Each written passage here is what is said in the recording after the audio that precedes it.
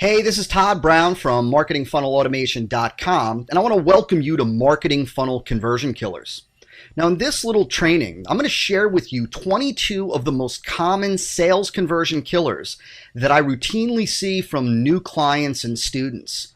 Now, we're not going to be talking about conversions as it relates to your blog or SEO or your squeeze page or the layout of your website or anything like that. All of these conversion killers are directly related to your sales conversion rate.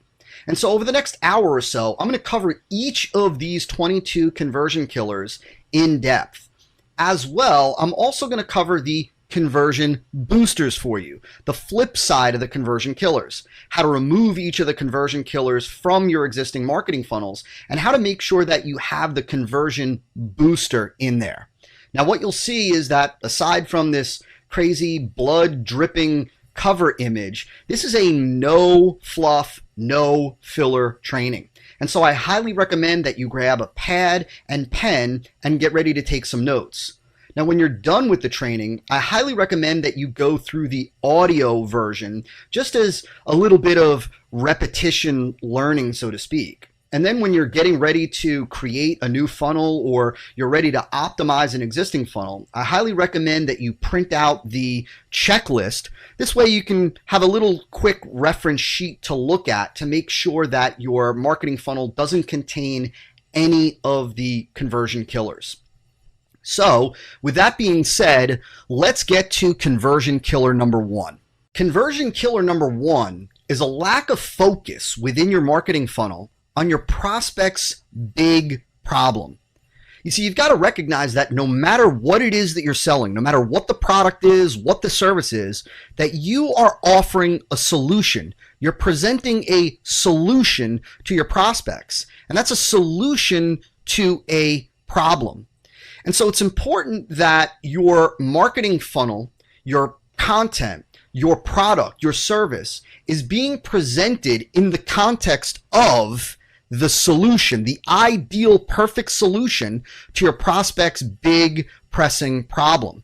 Now, it's critical also that the problem that you are solving, the problem that you are presenting your product or service as the solution for, is an acknowledged urgent problem, meaning that it's a problem that your market recognizes already that they have. It's a problem that they acknowledge that exists for them. And it's not just an ordinary, average, everyday problem. It's an urgent, pressing problem, a problem that they want solved, a problem that keeps them up at night, a problem that causes them stress, a problem that would significantly and radically change their lives if it was eliminated, alleviated, if it was solved. You see, your product or your service needs to be presented as the ideal, perfect solution to a big problem that they recognize they already have. The mistake is certainly not presenting your product or service as a solution, not presenting it as the solution to a big problem. But the issue is also when marketers try to generate knowledge of a new problem, when they try to create a new problem for the prospect, when they try to generate a new problem that the prospect didn't know they had before, wasn't aware that they had before. It's your job to tap into the most urgent, pressing problem that they have as it relates to your product and what it is that your product can solve. And then through the rest of your marketing funnel to present your product or service as the ideal solution to that problem. And we're going to talk about how that's done correctly later on in this training. And so, of course, this begs the question, what is the big problem that your prospect wants to have solved? What is the big problem that keeps them awake at night, that causes them stress, that causes them angst, that they would happily pay money to have alleviated? What is the big problem, the biggest problem that your product can function as the ideal, perfect solution for? Now, in addition to really asking yourself that at the beginning of your creation of your marketing funnel, you also want to ask yourself, what are the prospect's core desires as it relates to the problem? In an ideal perfect world, what is it that they desire as it relates to the solving of the problem? What is the ideal perfect outcome? What is the ideal perfect resolution? What does the ideal perfect solution look like in the mind of your prospect? Because ideally, throughout your marketing funnel, and most specifically towards the end of your marketing funnel, when you go into the product or service presentation, where you go through the features and benefits and then segue into your offer, which we're going to talk about also later on, you want to present your product or service in a way that meets the ideal criteria that your prospects are looking for in terms of a solution. What is it that they want from a solution, and what is it that they do not want from a solution? What are the features and benefits that they would ideally love to experience from the solution, and what are the features that they either don't care about or don't want, and what is it that they don't want to experience or have to deal with from the solution? And so again, you need to keep your eye on the fact that, listen, your product, your service, it is a solution. And in order to make that solution valuable, you have to be aware of the big problem that your prospects have. And in your marketing funnel, you need to touch on that problem, right? You need to touch on what that problem is, what it means for your prospects, what it's doing to your prospects, the impact in their life, and what are the ramifications of that problem continuing to exist for your prospects in their life. And so you want to demonstrate the functional ramifications of that problem if it continues to go on unsolved. And so what do I mean by functional ramifications? Well, functional ramifications are the real life consequences, the real life occurrences, the things that will continue to happen in the everyday life of your prospect as it relates to this problem if this problem persists. And so you want to demonstrate it. You want to show it. You can demonstrate it in the form of case study. You can demonstrate it in the form of story, but you want to show, not tell, what the unsolved problem looks like. You want your prospects to feel the pain, to feel the angst, to feel the fear, to feel whatever emotions they have that are associated with that problem. You want your prospects to feel what it's like having that problem, and you also want your prospects to feel the emotions associated with continuing to experience the ramifications, the functional ramifications, the everyday ramifications of that problem continuing in their life. And finally, you want to crystallize that problem into a need for the prospect. You want to transform the desire for a solution. You want to transform it from simply a want into a need. In other words, when I say that, if you've been around the marketing game for any significant length of time, you know that, in an ideal world, we sell to prospects' wants, to their desires, not necessarily to their needs. Well, we want to crystallize the problem by transforming it into a real, tangible issue that prospects are going to continue to have to deal with. We want to show them the emotions, the feelings associated with having to continue to deal with that problem. And then we want to transform it into something that needs to be solved. So it's not only something that they want solved, but they recognize that if they want the ideal outcome, if they want the ideal results, that they need to have this problem resolved. And so again, conversion killer number one is a lack of focus in your marketing funnel on the big problem being experienced by your prospects. Conversion killer number two is what I call immature message sophistication.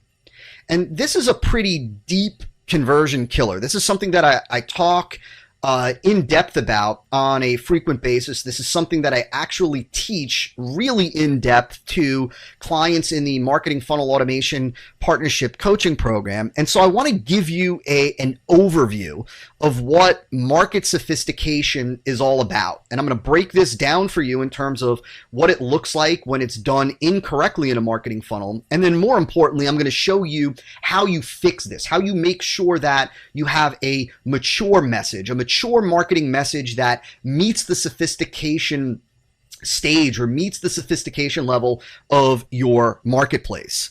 So this was first popularized, this idea of market sophistication, by legendary advertising copywriter Eugene Schwartz. And Eugene Schwartz talked about how every market over time progresses through different stages of sophistication.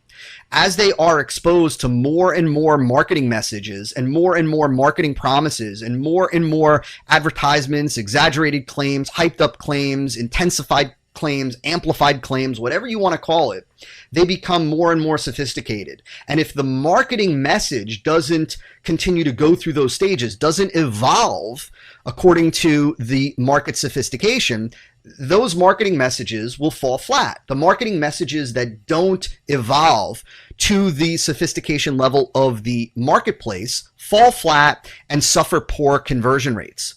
A great example of this whole marketplace sophistication level is if we looked at the diet supplement arena. At one point in time, there were no diet supplements. Let's call them fat burners.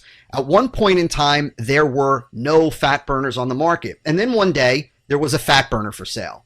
Some company, some marketer launched the first official fat burner. Now, when that fat burner first hit the market, prospects, weight loss prospects, had never been exposed to marketing or advertising as it relates to a fat burner, to a pill that you could take to burn fat and lose weight. And so at that time, the marketer only had to say, take this pill and you'll lose weight. And it was sophisticated enough for the marketplace because the marketplace was at the first stage of sophistication. Again, they had never been exposed to any other claims, promises, benefits, marketing messages like the first fat burner, like take this pill and lose weight.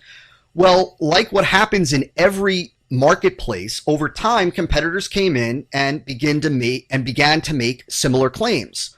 And so when that happened, that marketplace reached the second stage of sophistication. At that point, at that stage of sophistication, and again, there are 5 stages of market sophistication, marketers evolved, their marketing message evolved. And what happened is they began to amplify the claim, if you will. And so instead of take this pill and you'll lose weight, it became something like take this pill and you'll lose 7 pounds. And at that point, that type of message met the sophistication level of the marketplace. Now, just imagine for a second today, as this training is being recorded in the last quarter of 2013, imagine if you and I partnered together to come out with our own fat burner. Well, obviously, we couldn't launch that fat burner with a marketing message that had a headline of, take this pill and you'll lose weight. Why? Because the market today is way too sophisticated for a message like that. And a message like that is immature from a sophistication level. And so the greatest copy in the world in terms of emotionally charged, story-based, benefit-driven, the best offer in the world, tons of proof points, all of the key elements of a great direct response marketing piece, it wouldn't matter if it had all that, because it would still fall flat, because prospects in the marketplace today would immediately recognize that as an immature message. They might not in their head call it an immature message, but it would fall flat because it's not up to the sophistication level today of the marketplace. But now getting back to the original evolution of the fat burner, and so of course at the second stage, the same thing that happened at the first stage and the same thing that happens in all markets happened again. Marketers evolved and other competitors began to make the same claims. Take this pill and you'll lose 7 pounds. Take this pill and you'll lose 8 pounds. And of course, marketers began to inflate the promise inflate the claim, exaggerate the claim. Well, the market became more sophisticated, reaching that third level of sophistication, and marketers evolved as well. And when marketers evolved, and of course, their claims began to get blown up more, and the marketing message then became take this pill and you'll lose 7 pounds in 7 days, or whatever it is. And of course, then more competitors began to copy that, began to amplify and enlarge and exaggerate their claims. And over time, the marketplace became again more sophisticated, continuing to go up that scale of 5 sophistication stages. Well, at the next stage, just for example purposes, we see the introduction of what's called the unique mechanism. And we're going to talk about the unique mechanism later on, but the unique mechanism is something that actually gives credibility to the claim. I share this with you because a marketing funnel that is built on an immature sophistication level and has immature message sophistication will fall flat. And so you need to understand your market's sophistication level so that you can ensure that your marketing message is at the appropriate stage. This begins by understanding and becoming aware of what promises, benefits, unique mechanisms, and offers has your market seen already. What type of promises and benefits have they already been exposed to from competitors? What promises and claims and benefits have they already heard? Do they see on a regular basis? What offers has your market seen? And frankly, what offers have they become accustomed to? There are hard offers, soft offers, and so on. You need to be aware of this because it's this track record, if you will, of the marketplace that gives you tremendous insight into how sophisticated they are. Right? If you see that prospects have been exposed to a certain level of promises, a certain level of claims, a certain level of benefits of what similar products and services compared to yours can do, well, that gives you an idea of how sophisticated the market obviously is. And that gives you great insight into what sophistication level your marketing message needs to be at. Now, most markets are really at the third stage of sophistication or beyond. And what that means is that exaggerated, hyped up claims, bigger claims are typically below the sophistication level of most markets today. And so the game for savvy marketers is no longer about, hey, this is what my competitors are promising, so I'm going to promise more.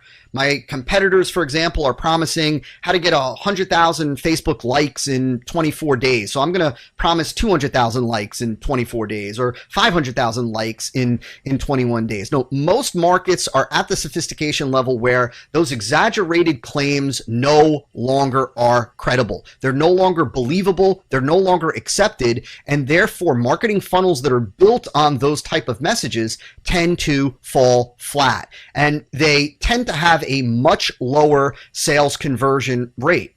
See, today, one of the most valuable things that you can add into your marketing funnel that'll give it legs, that'll give it credibility, that will allow you to convey your message at the appropriate sophistication level is what is called a unique mechanism. The unique mechanism today is really what's required to power your promise. Like I said, it's what gives your promise credibility. It's what gives it legs. It's what makes it believable. It's what implants in the prospect's mind hope, right? It makes prospects think maybe, just maybe. Now, I cover the unique mechanism in detail for clients in the Marketing Funnel Automation Partnership Coaching Program, but let me give you a quick overview of what the unique mechanism is. The unique mechanism is really nothing more than the unique aspect of your product or service that delivers the results clients or customers are looking for. It's the delivery mechanism. It's the unique proprietary delivery system, the component of your product or the component of your service that actually gives clients or customers the outcome, the results. It's what provides the work. It does the heavy lifting. Now, in many cases, the unique mechanism truly is a unique component of your product or service, right? It's truly something that is unique to just your product or service. But in many niches, that's just not possible. Or for many products, I should say, it just may not be possible. There frankly might be nothing unique about your product or service. And that's obviously a different conversation for us to have on a different day. But often you can create a unique mechanism or position something as a unique mechanism in your marketing simply by putting a marketing spin, if you will, on what other competitors are already doing or already providing, but just not talking about, right? So if there is an aspect of your product that is part of competitors' product offerings as well, but they're not talking about it. They're not presenting it. They're not featuring it. If you feature it and you're the first one to feature it in the marketplace, that becomes the unique mechanism for your marketing message. Now, it's not ideal because, of course, it can easily be knocked off, right? Because competitors, if they have it as well, when they see that you're having success and experiencing growth by leveraging, that unique mechanism, they can certainly come along and simply just knock it off and simply copy you. But it's certainly better than not having any unique mechanism at all. Now, a power tip for you in terms of ensuring that your message is at the appropriate sophistication level is leveraging identification. And identification, as it relates to your marketing message and your product, is really all about presenting your product, presenting your service, presenting your solution in a way that that it's associated with the person or character that your prospects want. And so, for example, if your prospects ultimately want to experience, if they want to become wealthy or they want to experience, prestige in a particular arena or whatnot, well, when you're able to convey to prospects that other prestigious individuals, successful individuals, individuals of power use your product or service and or are associated with your product or service, and or your product or service transforms individuals from where the prospects are now into the type of character, the type of individual that they want to be. That's a powerful marketing strategy. And it really is typically leveraged at the final stage of sophistication. The final stage of sophistication is no longer about hyped up claims. It's no longer even about leveraging the unique mechanism. It's now about demonstrating to prospects that the product or service that you're providing will help them to fulfill their aspirations of becoming that character, that person, that being that they ultimately want to represent to the world about them. But again, conversion killer number 2 is having a marketing message that is immature in terms of the sophistication level of the marketplace. Conversion killer number 3 is what I call imprecise prospect perspective.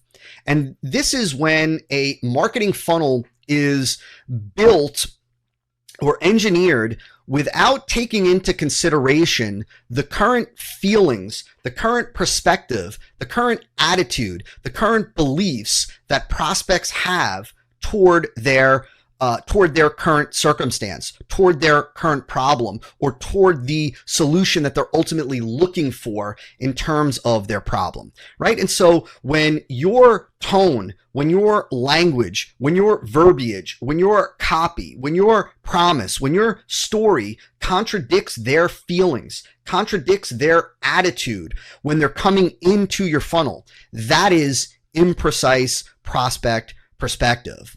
You see, at the root of every marketing funnel, every high conversion marketing funnel, is an understanding by the marketer of the dominant resident emotion of the prospects. Now, I first learned about the dominant resident emotion from Clayton Makepeace, one of the best living copywriters today.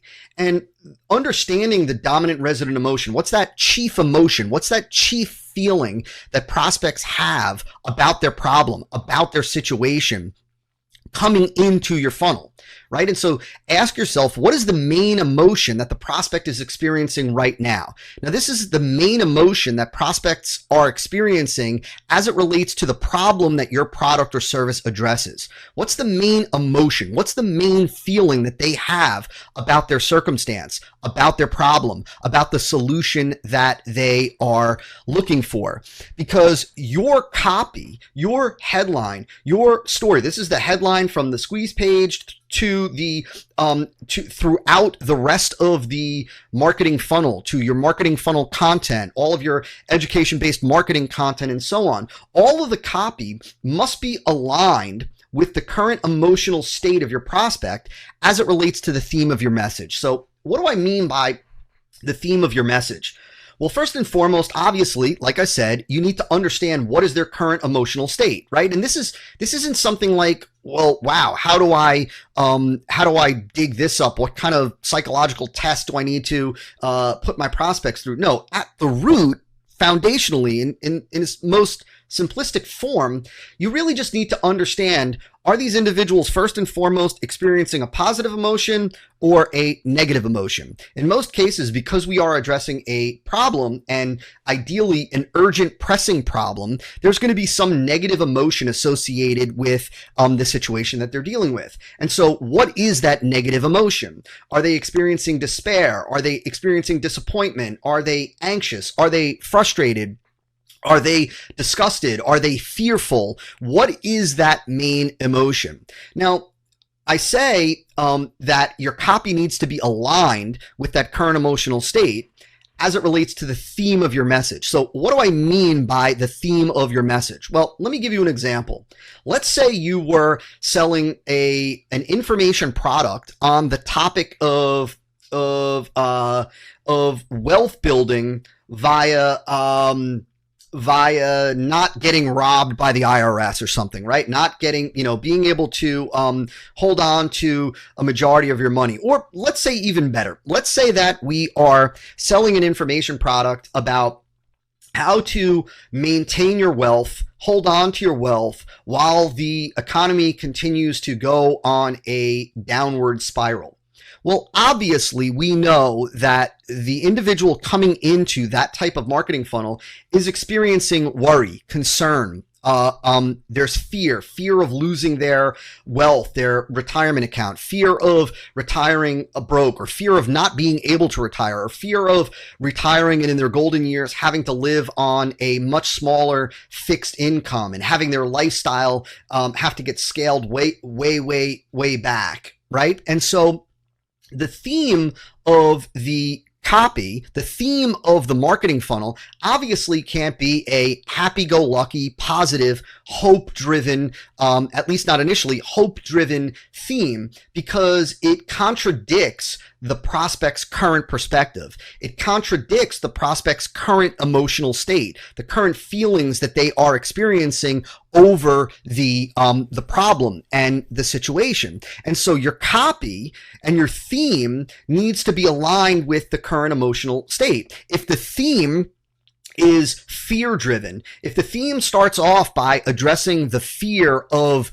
losing out on their retirement and why that's likely if they don't take certain actions, well, then your copy needs to be aligned with that. And it needs to be aligned with whatever their current emotional state is.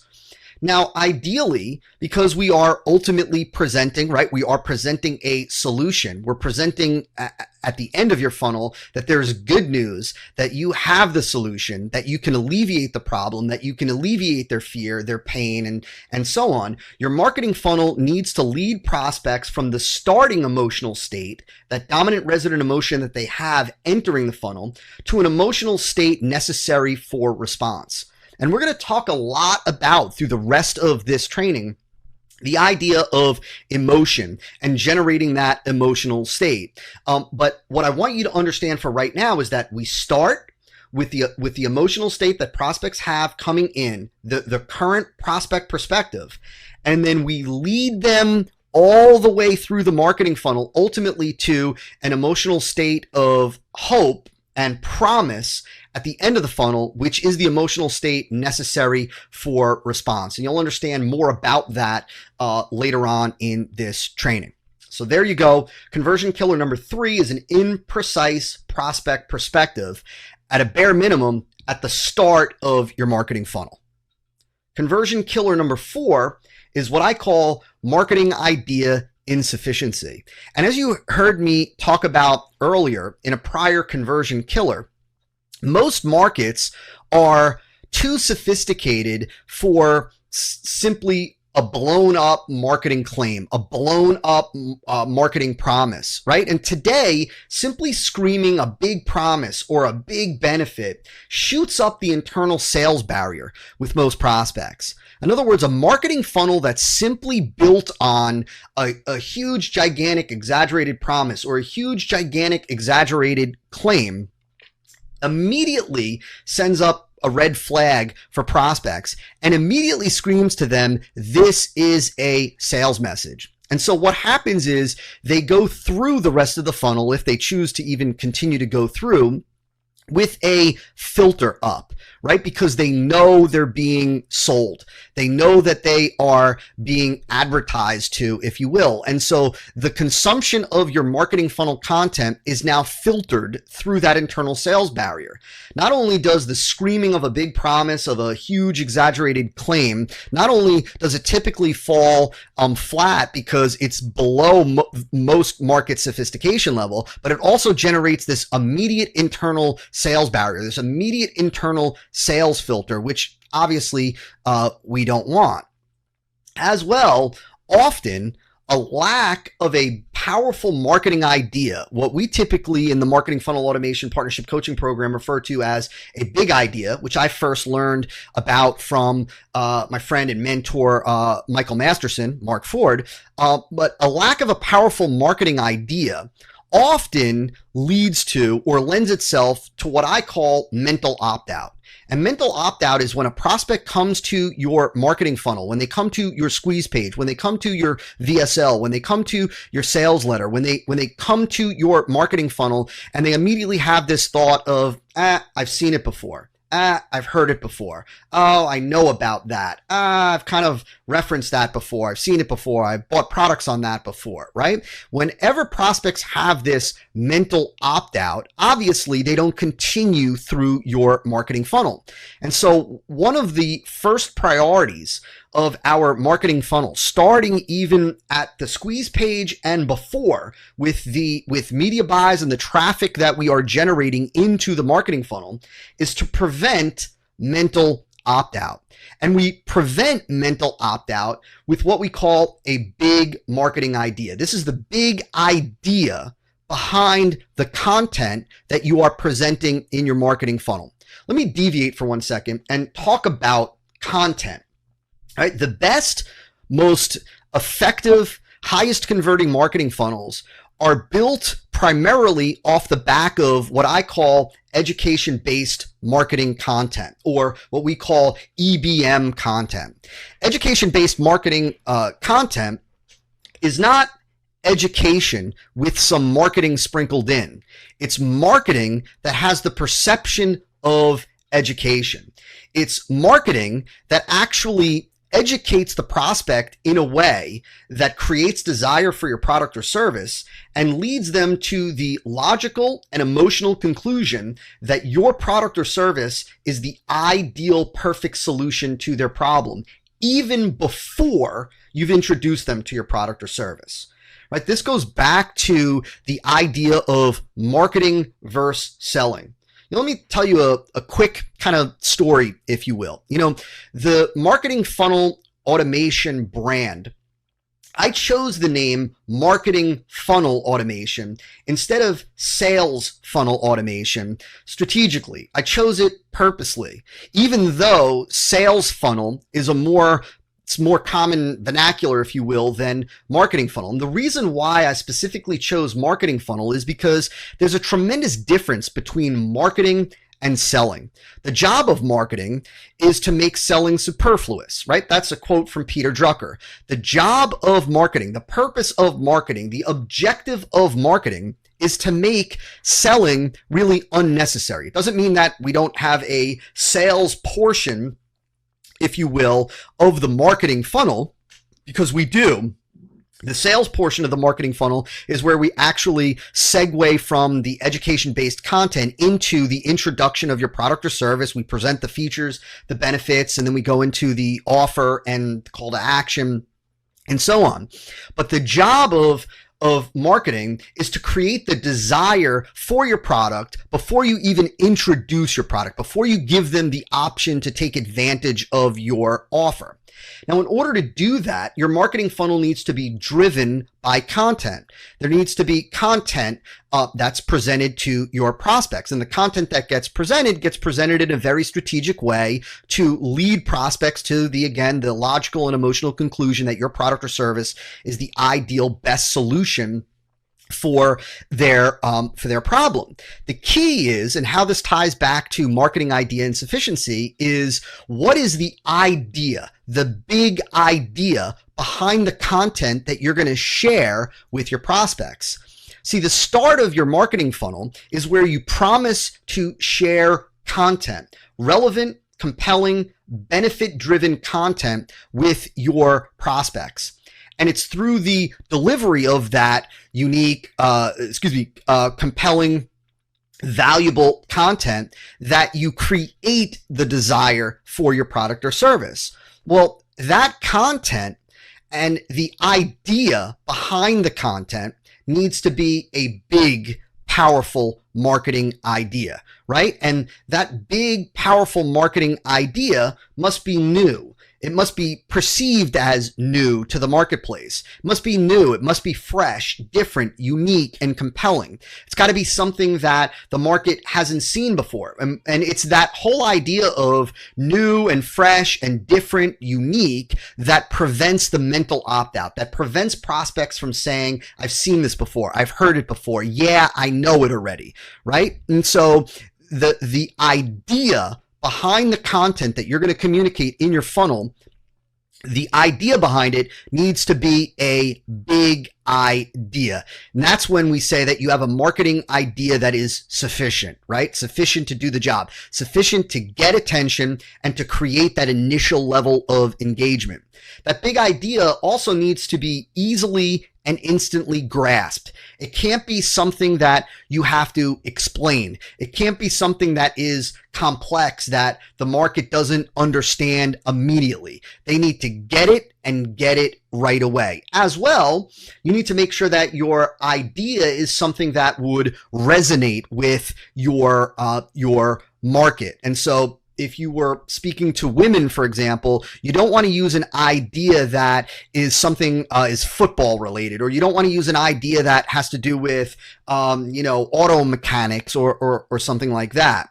A great tip for doing this, or for constructing your big idea, is to use metaphors, to use analogies, right? Because a good metaphor, a good analogy is easily understood. It's easily grasped, and it helps to immediately convey an image to prospects about what you are trying to communicate. Again, just make sure that the metaphor or analogy is something that the market, who you're talking to, understands, that they get it, that they can see it. Like I said, you wouldn't use a football metaphor or a football analogy with a female-oriented marketplace. And so that's conversion killer number 4. Conversion killer number 4 is not having, first and foremost, not having an idea, a big idea behind your marketing funnel, and simply having a marketing funnel that's built on just big promises, hyped up claims, exaggerated claims,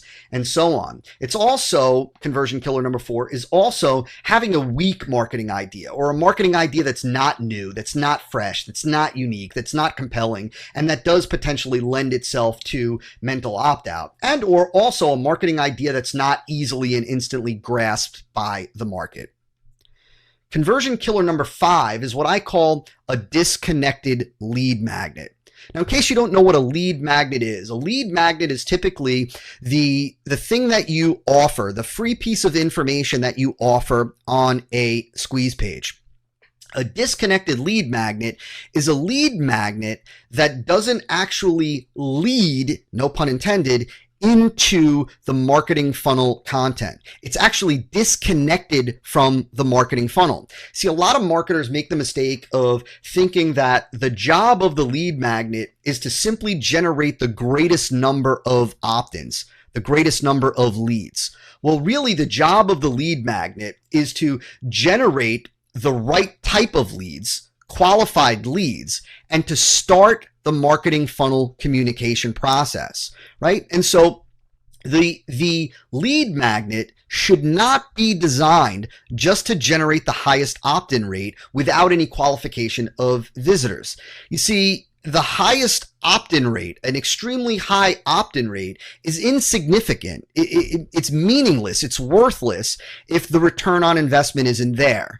And so the first priority of the lead magnet is to make sure that you are qualifying visitors, that you're getting the right visitors to opt in and the wrong visitors not to opt in. You don't just want a sky-high opt-in rate if you are not qualifying visitors. Certainly, if you are qualifying visitors and you're using a lead magnet that does its job of qualifying visitors, then we do want the highest opt-in rate possible. Now, of course, this qualification begins with the media buying or the traffic generation that you're doing prior to your squeeze page, and that plays a gigantic role in your opt-in rate and so on. But that's beyond the scope of this conversion killer. See, I need you to understand that your lead magnet is really the entrance to your marketing funnel. It's the first piece of content in the marketing funnel. And so the lead magnet needs to be directly connected to the big idea behind your marketing funnel's content, behind the marketing funnel's message, right? The lead magnet should start the communication process, should start the content process for your funnel. And so, like I said, the lead magnet serves to qualify your visitors, and it frames the content to come in the marketing funnel, meaning that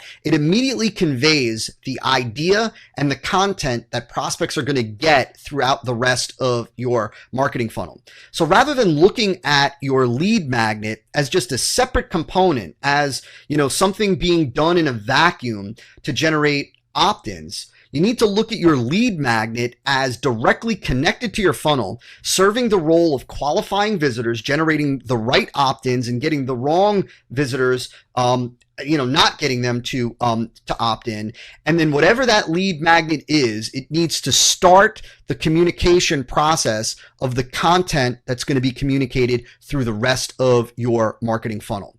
And so that's conversion killer number 5, having a lead magnet that's disconnected from your overall marketing funnel.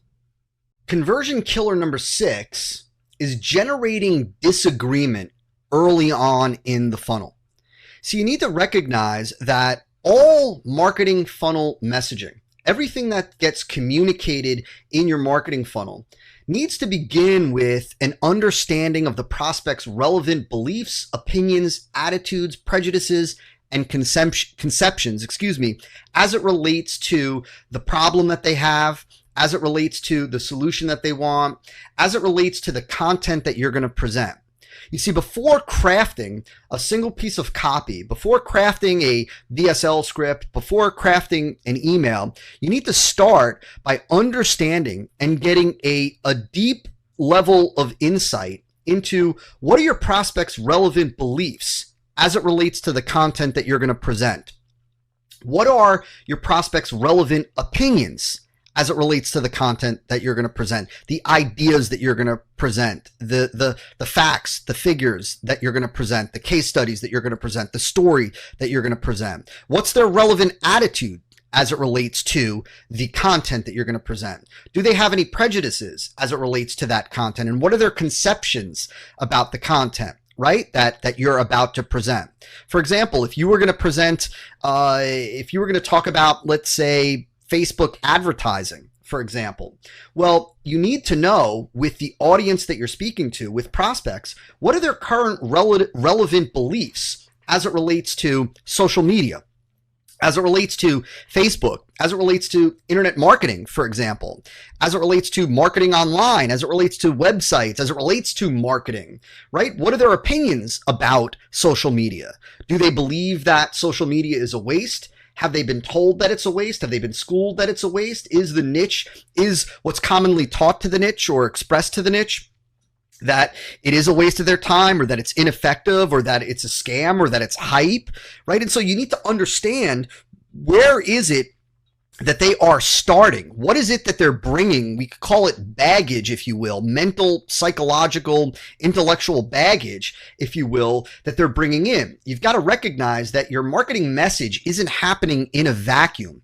It's not like you're starting with a clean slate. You're not starting with a clean slate. You're starting with human beings that have certain beliefs and opinions and attitudes and prejudices and conceptions, relevant conceptions and prejudices, etc., to the topic at hand. And so you need to recognize those up front. You need to make sure that you don't say something or present something that directly and immediately and harshly contradicts their relevant beliefs, their opinions, and their attitudes. Because if you do that early on, you're dead in the water.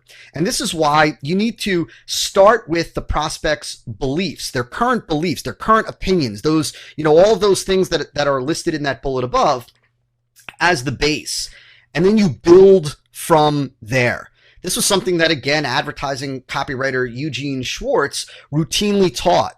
The idea that you've got to deal with reality as reality is. You've got to deal with the reality of that baggage that your prospects are bringing into your marketing funnel. And you start with those beliefs as the base of what you build your quote unquote argument on, right? And we're going to talk about that later on, the logical presentation within your marketing funnel. But you start with your prospects' beliefs. You start with where they're at right now, and you use those beliefs and you leverage those beliefs and you build on top of those beliefs to make your case. And so you need to make sure that you're not stirring or generating any disagreement early. And you need to demonstrate to prospects that you understand their position, you understand their problem, you understand their needs, and you need to do that up front, and you need to do that early, right? You need to acknowledge and start with their beliefs, opinions, attitudes, prejudices, and conceptions. This is why we talk about this idea of generating that initial string of yeses, generating that initial string of agreement, getting the prospect to nod and say, yeah, yes, that is how I feel. Yes, that's exactly what I've been told. Yes, that's exactly how we see it. Yes, that's exactly what we're dealing with. Yes, you're right. That's exactly what sucks about this profession or this job or whatever. Right? You generate that initial string of yeses. It shows prospects that you get it. You get what they're dealing with. You get them as a human being. You get them in terms of what it is that they believe, what it is that they think. You're not trying to start an argument.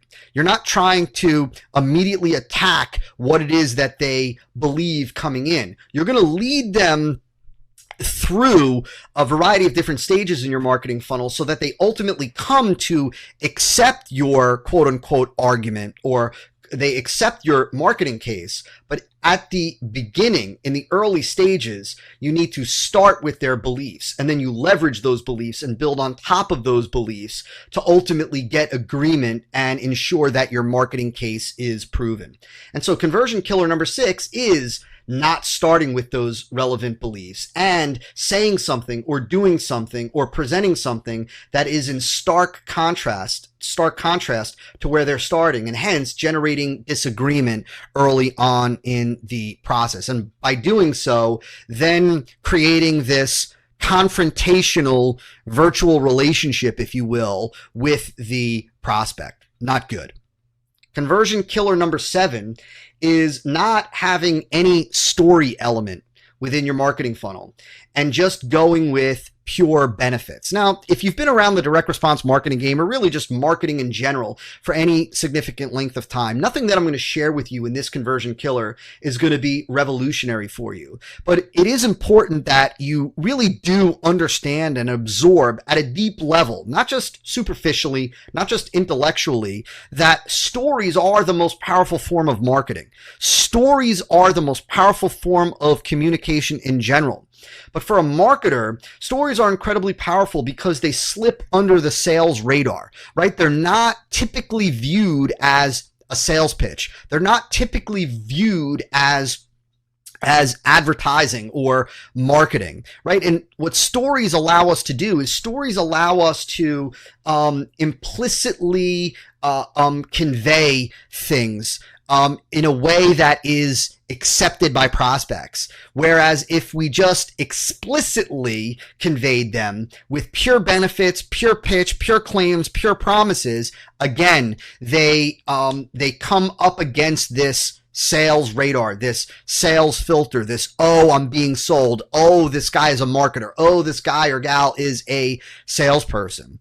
As well, people have been trained. We've all been trained from childhood to pay attention to stories. It's why we like stories. It's why, movies are story driven. It's why even quote unquote reality TV, they bring in the story element, the personal element, we're given insights into who they are and what they've experienced, the story of their life, so to speak. And so stories are a marketing vehicle that generate the highest level of engagement when they're crafted and conveyed the right way. Stories also allow for the conveyance of emotion and feeling, right? Stories allow us to communicate in a way that elicit emotion and feelings from prospects. And as we're going to talk about later on in this training, what I call the elicitation of emotion is critical for the sale because people buy out of emotion, right? You've heard that before if you've done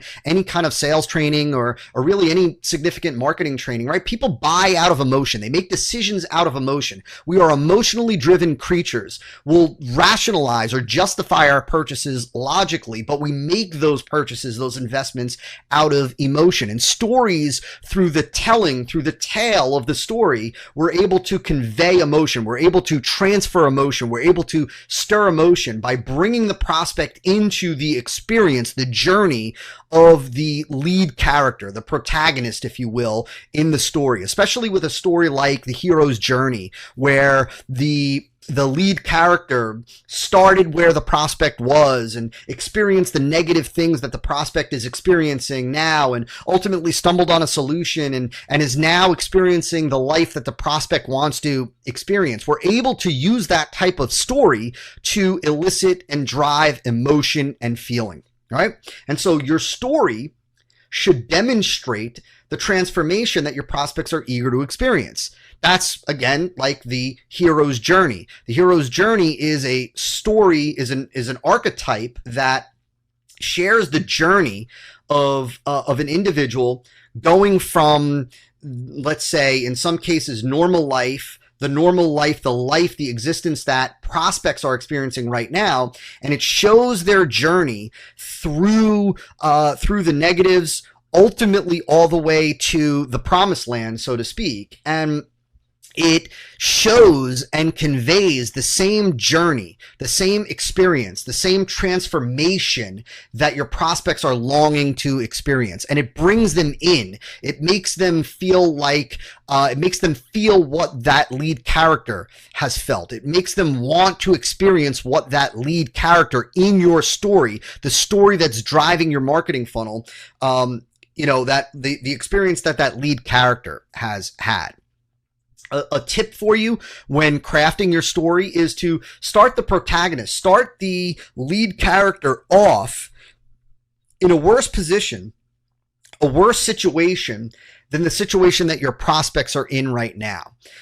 and ultimately show how that protagonist, that lead character, goes through the transformation that your prospects want to go through and winds up in a place, in a destination, living the life, experiencing the things that your prospects wants to experience, the position that your prospect wants to be in.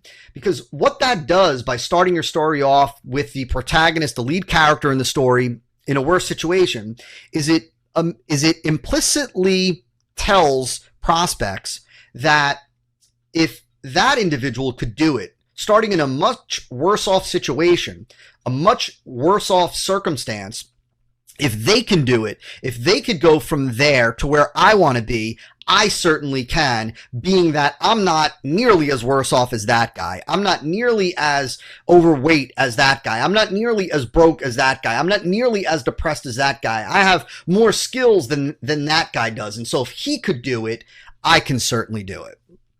The last tip, or the second tip that I'll give you, just a quick tip, is that when telling stories, typically inconsequential details, or what appear to be inconsequential details, create believability. They bring the story to life. They create additional engagement. And so when you're telling the story, don't leave out some inconsequential details. If you're talking about the lead character is in a car, you could say he was in a convertible red Corvette or whatever it is. If the lead character is meeting the parents of his soon-to-be fiance, give some detail of where he's meeting the parents, of what the parents look like, of their personality. It's those inconsequential detail. First of all, it's the detail that brings the story to life, but it's the inconsequential detail that creates believability, that makes prospects accept and believe the story as accurate. And so again, conversion killer number 7 is having a marketing funnel that's simply built on benefits, promises, and claims, absent of any compelling, engaging story. Conversion killer number 8 is not having a big overarching promise of your marketing funnel, a big overarching promise of what prospects are going to reap by engaging with your marketing funnel.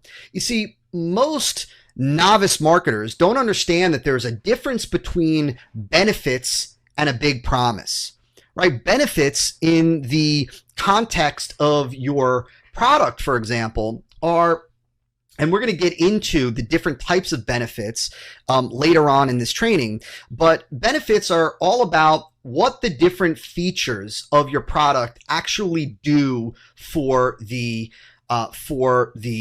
prospect, right? Benefits are what the features actually do for the prospect, what they'll change for the prospect, what they'll enhance for the prospect, and how they'll enhance and do those things for the prospect.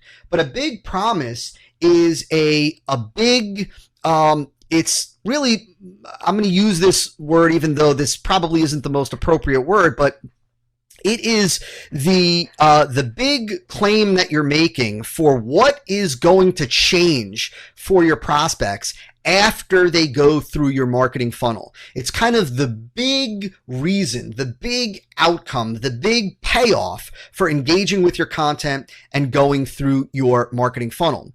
And so you need to start, when it comes to the engineering of your marketing funnel, by asking yourself, what's the biggest promise to prospects that you can make for consuming the content in your marketing funnel? What's the biggest payoff? What's the biggest outcome? What's the biggest benefit that they're going to reap simply from engaging in your content? I'm not talking about now the benefits of your product, the benefits of your service. I'm talking about what's the big promise behind your marketing funnel. What's the big reason to go through the funnel, the big payoff at the end of the funnel.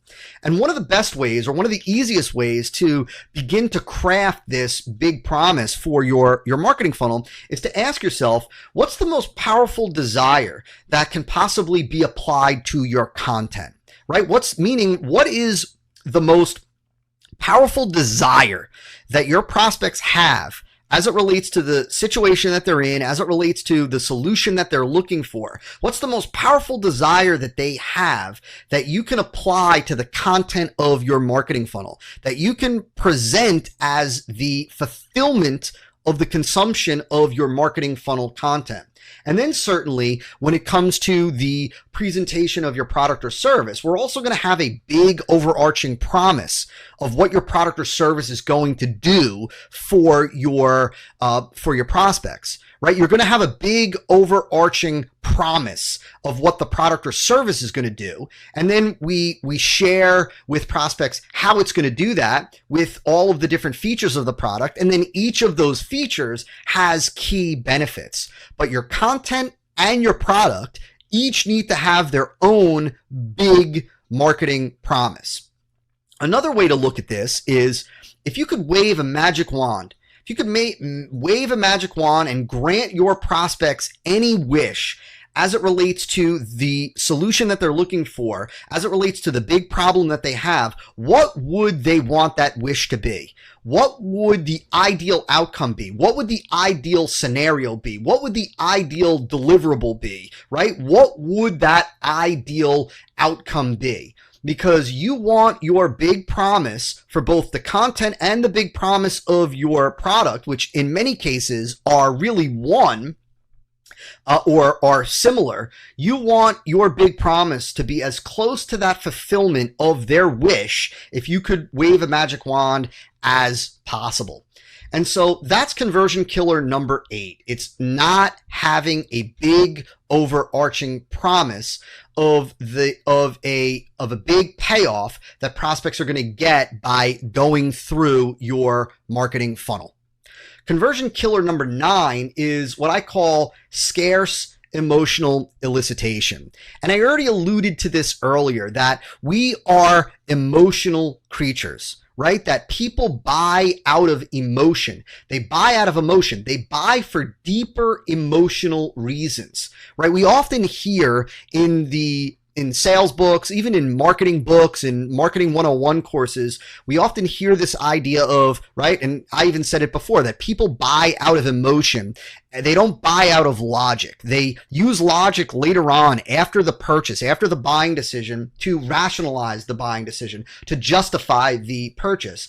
But they are driven to make decisions out of emotion. Well, I want you to take this a step deeper, a level deeper, because people not only buy out of emotion, but they buy for deeper emotional reasons, not even for logical benefits. And we're going to cover this idea of logical or functional benefits later on in this training. But you need to recognize that people are driven by emotion. And so what that means is that your marketing funnel needs to convey emotion. It needs to stir emotion. It needs to generate emotion. It needs to get prospects emotional, right? And it needs to stir up those emotions. If the prospect is starting from a fear orientation, from an anxiety orientation, initially early on, we're going to stir up those emotions. You've probably heard the problem, agitate, solve. It's a very common sales formula, right? You want to bring up the problem, then you want to agitate the problem, and then ultimately you want to solve the problem for prospects. Well, agitating the problem involves stirring prospect emotional turmoil, inner emotional turmoil that's associated with not eliminating the problem, right? We are stirring up what's going to happen for the prospect if they don't solve the problem, if they do nothing about the problem, if they choose the wrong solution for the problem. We want to demonstrate with future pacing, painting a picture of the future, of what the prospect can expect to experience in terms of functional and emotional ramifications if they don't solve the problem, right? Functional ramifications. That is, what's the average life? What's their day-to-day life? What's the situation that they're dealing with right now going to continue to look like? How is it going to continue to play out in their life if this big problem continues to fester, if it's not solved properly, if it's not solved correctly? Right? What does it actually look like in their real life? those ramifications. And then the emotional ramifications is that what is it going to mean to them emotionally? How is it going to impact them emotionally if they continue to have to deal with the big problem? And just to give you an example so you understand the difference between a functional ramification and an emotional ramification. A functional ramification is, let's say if we were going back to the example of the individual afraid of losing their retirement because the economy is going to tank, let's say. And so a functional ramification is that they do see their retirement accounts begin to dwindle. They do, their net worth does begin to suffer. They do begin to see less income from their dividends, or they do begin to see a decline in the value of their stocks and bonds and mutual funds and all of that craziness. They do begin to see that they're going to have to work longer or stay in the workforce longer in order to sock away more money to hopefully make up for what it is that they are losing. That's a functional ramification of not taking care of the big problem. But the emotional ramification is the ongoing worry, right? The ongoing concern, the insecurity of not knowing if you're going to be able to pay your bills in your golden years, the insecurity of not knowing how your wife is going to look at you or your husband is going to look at you as they see that you weren't able to prepare for retirement for them, right? It's the emotional ramifications of the big problem. As well, when carrying this idea of emotional elicitation over into your copy, you want to be selective with your word choice. And you want to look for emotionally charged words, right? That should really be emotionally charged word selection. You want to select the best words, the best phrases that have and that generate an emotion, a strong emotion, a visceral response, a gut reaction. And the best example of this is, if I remember correctly, I first heard John Carlton, another phenomenal copywriter in his own right, talk about the difference between the word embarrass and humiliate. Now, arguably in copy, we can use those words interchangeably. But the reality is that those words have and generate a different emotional response, a different visceral reaction. There's a different reaction that we have when we think about being embarrassed versus being humiliated. And so you want to be selective with your word choice so that you choose the most emotionally charged words. This is why I keep a gigantic thesaurus next to my desk whenever writing copy for clients or working on a copy critique for coaching clients. And so you want to make sure that you are using the most emotionally charged vocabulary when possible. And as well, you really want to make sure that you're not just willy-nilly throwing words together, and that you recognize that words in themselves have the ability to impact meaning and impact conversions. A simple word change in a headline can radically alter your engagement, your readership, and ultimately your conversions. And in some cases, I should say, even a single letter added to a headline can change the impact. And I'll give you an example just to prove that point. There was a story that I read, and I think it was from Ted Nicholas, another direct response legend, copywriter, direct response marketer. And there was a case study with I think it was a cassette tape company. And there was an ad that had a headline, "Put music in your life." And there was, I guess, an error, a change to the headline. And the accidental change to the headline was one letter. And that one letter change to the headline radically altered the conversion rate. I think conversion rate went up some 400% or something like that. Don't hold me to that. But the letter was the letter S. And the headline went from "Put music in your life" to puts music in your life. And I've talked about this before. And this is something that I also cover in one of the modules in the Marketing Funnel Automation Partnership Coaching Program. But it's this idea of pluralizing the verb, and that pluralizing of the verb, that one letter, let alone a one word change, changes the perception of work that prospects have. Put music in your life conveys that there's work the prospect needs to do in order to reap the rewards. Puts music in your life conveys that the work is done by the product itself, right? And so, again, emotionally charged word selection. You also want to generate positive emotions, associated with the impact of the solution, the product or service that you're presenting, via story and also with future pacing. And I talked about this early on. You want to show through the overarching story, case study, example, testimonial, etc.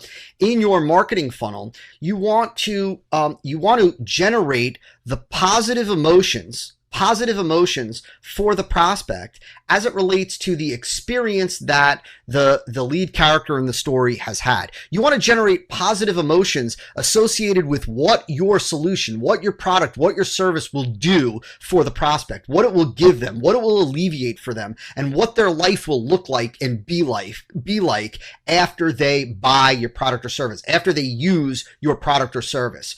Right? And so it's kind of like you want to stir up these positive emotions. You want to generate these positive emotions. You want the prospect to have positive emotions associated with how your product is going to positively impact their life, their existence. And so conversion killer number 9 is just not eliciting emotion in your marketing funnel, not having emotionally charged words, phrases, copy, story, etc. And having a marketing funnel that is driven primarily by logic, even logical benefits. And so it's all about eliciting emotion.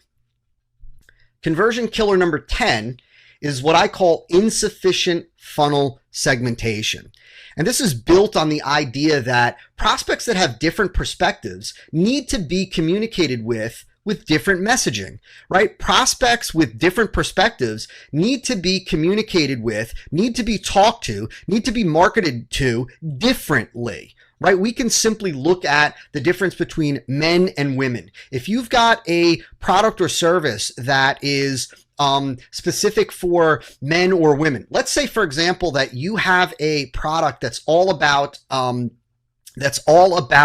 improving a marriage, right? Rekindling the love, rekindling the relationship, rekindling the romance, if you will, in a marriage. And you have a product that you provide to both men and women. Well, you cannot speak in a way to both of those segments at the same time and have it resonate with both of those individuals with any significant impact.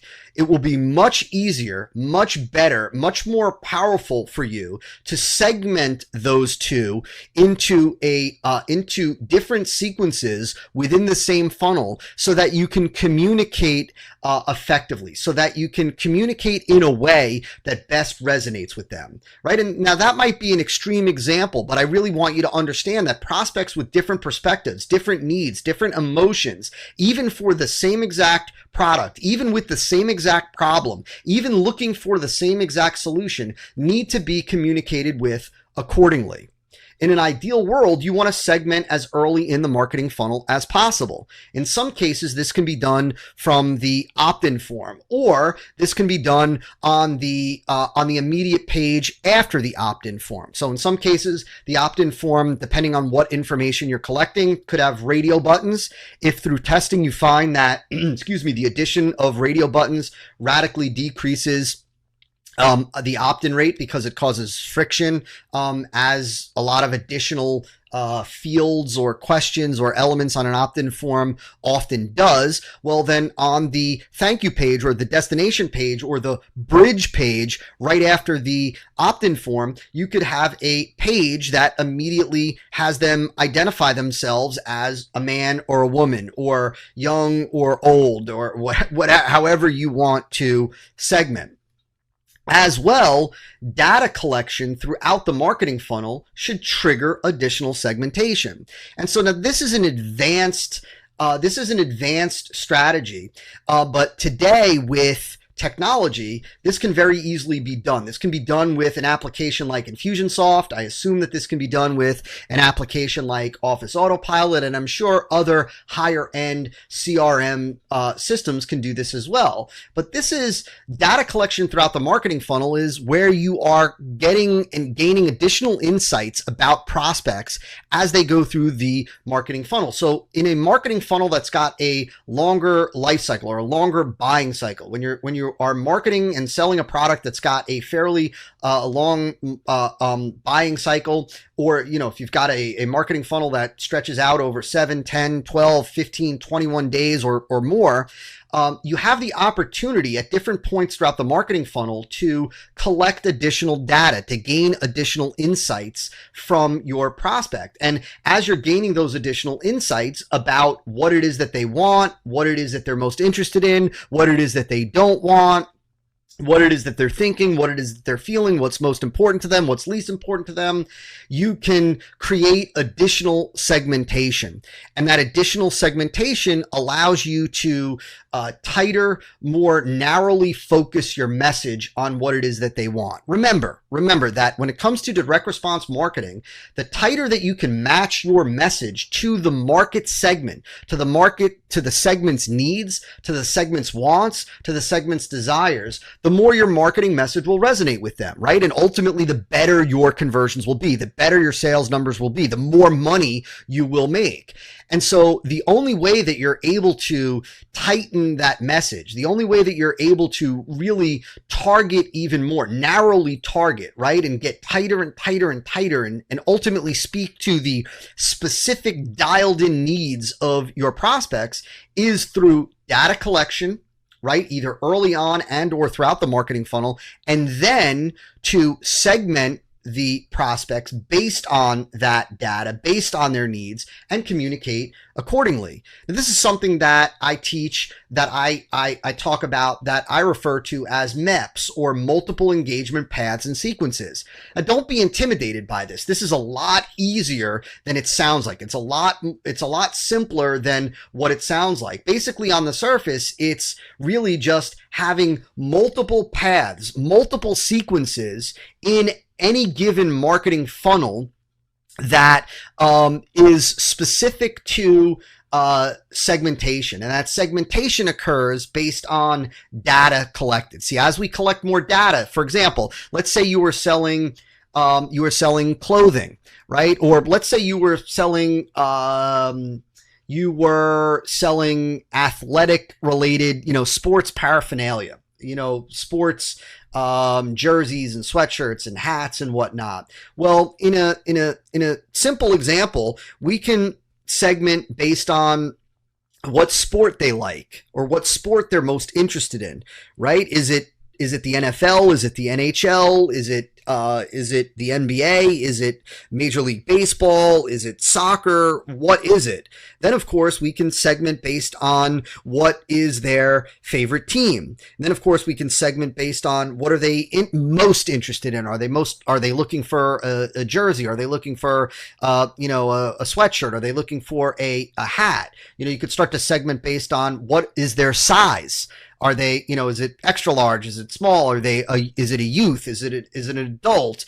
You can start to segment based on color. And so all of those things obviously don't have to be collected up front, but when you have the opportunity to collect that data, and that goes certainly beyond the scope of this training, but when you have the ability to collect that data, you have the ability to segment. And when you have the ability to segment, you have the ability to target your message or tailor your message to exactly what it is that your prospects want and need and desire. And when you do that, again, your message will resonate and your conversions will shoot through the roof. And so conversion killer number 10, not having sufficient segmentation of your prospects in your marketing funnel. Conversion killer number 11 is having an incomplete, unproven marketing case. You see, at the foundation of your marketing funnel, you must present a solid chain of logic. See, don't misunderstand me. I'm not talking about having a marketing message that is based on logic and that appeals to logic, because as we've already covered, people are emotional creatures, and your marketing funnel needs to stir and generate and just kind of, again, stir up emotion. But when it comes to proving your marketing case, you need to present a solid chain of logic. You see, you've got to understand that there are certain beliefs that prospects must possess and come to accept in order for them to be able to buy at the end of your marketing funnel. See, one of the best ways to begin to construct the marketing message, the message within your marketing funnel, ultimately your the bulk of your EBM content, is what are the beliefs that prospects need to possess in order to be able to buy. Now, I want to give you a general overview of this concept because this is an entire module in the Marketing Funnel Automation Partnership Coaching Program. But for now, what I want you to understand is that not establishing all the beliefs that prospects need to have will leave a gap. It leaves a gap in your marketing case, right? In your marketing case. And that gap, not establishing all beliefs, even not establishing one of the beliefs that they need to have, will hurt your conversions. And the best way for me to kind of convey this big idea for you, the best way for me to show you quickly how this process of uncovering their beliefs and presenting a complete proven marketing case is for you to think of yourself like a prosecutor. Think of yourself as if you were a prosecutor presenting a case to a jury. Let's say you are a prosecutor that is presenting a case about, you're looking to find the defendant guilty of murder. Well, the end result of your presentation, of you presenting your case as the prosecutor, is you ultimately want the jury to believe, again, to believe that that defendant is guilty. Now, in order for the jury to arrive at that belief, there are other beliefs that they need to have. And there's a series of beliefs that they need to have, a sequence of beliefs, a logical chain of beliefs that they need to have in order to reach the conclusion that that person, that defendant, is guilty. And so they might need to believe that there was motive. They might need to believe that this person had opportunity. They might need to believe that this person was there. They might need to believe that this person obviously committed some heinous act. They might need to believe that this person committed this act intentionally. In other words, it was premeditated. And so as the prosecutor, point by point, element by element, belief by belief, you need to present your case. You need to present your case, and you present it from the beginning, with each belief being established on top of one another, ultimately coming to the end of your case when you rest your case to the point where you believe, as the prosecutor, that you've established all the beliefs necessary for the jury to ultimately believe that the defendant is guilty, right? And so in the marketing world, you're ultimately doing the same thing. Right at the foundation of your marketing funnel, and this is the foundation of your marketing funnel, is that you're also presenting a solid chain of logic, a solid chain of of beliefs, right? You're generating these beliefs in the mind of your prospect, ultimately leading them at the end to believe that your product or service is the absolute best solution, ideal solution, optimal solution for their problem. We're leading them to the point where they believe that your product or service is superior to any and every other option that they have, including doing nothing. And that by investing in your product or service, that that their problem will be alleviated, and alleviated in the way that they want it to be alleviated, and leaving them in a situation and circumstance that they want to be in. And so you start off by presenting this solid chain of logic, one at a time, to create those beliefs. Now, let me give you an example from the real world. Let's take the marketer that is selling an information product on Facebook advertising, and is selling Facebook advertising, an information product on how to do Facebook advertising, to small business owners, to brick and mortar business owners. Well, that first and foremost, of course, at the end, those prospects, they need to believe, of course, that Facebook advertising works. They need to believe that Facebook advertising is, and this is in no particular order. They need to believe that Facebook advertising is the best, most profitable or most effective advertising vehicle on the internet. They need to believe that, let's say, the internet is a viable marketing medium for their type of business. They need to believe that their prospects are on the internet, that their prospects are accessible on the internet. They need to believe, if they're going to believe that Facebook advertising, if they're going to buy a course on Facebook advertising, they need to believe that paid advertising online is better than SEO, right? They need to believe that that Facebook is the best paid advertising platform, that it's better than Google AdWords, that it's better than Bing and Yahoo, Microsoft Ad Center. They need to believe that.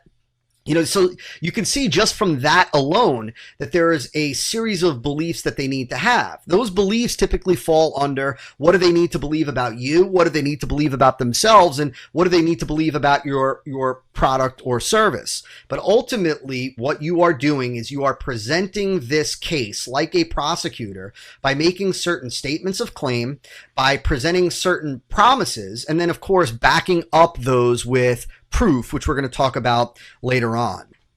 Now, I want to share a quote with you from Eugene Schwartz, and this ties in this whole idea of having a complete proven marketing case with the idea of tapping into the existing beliefs and perspective of your prospects. And Eugene Schwartz said that the whole idea, the marketing is all about fitting new facts into established patterns of thought and conviction, right? And so this is why I want you to understand that we're not looking to radically change someone's convictions, right? Because that's not marketing. That's pure education. You are fitting a new paradigm, new facts, new ideas within their established patterns of thought and conviction. And so again, conversion killer number 11 is just having an incomplete, unproven marketing case, having a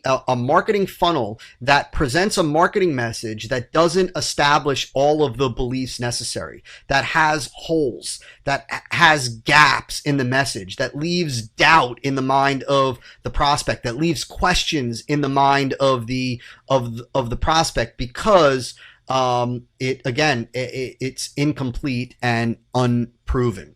And talking about unproven, that leads us to conversion killer number 12. And conversion killer number 12, directly in line with having a complete proven marketing case, is not having a substantial amount of proof points, lacking in the area of proof points. See, proving what it is that you're saying, proving your statements of benefit, proving your claims, proving your promises is what transforms advertising into believable facts and an accepted premise.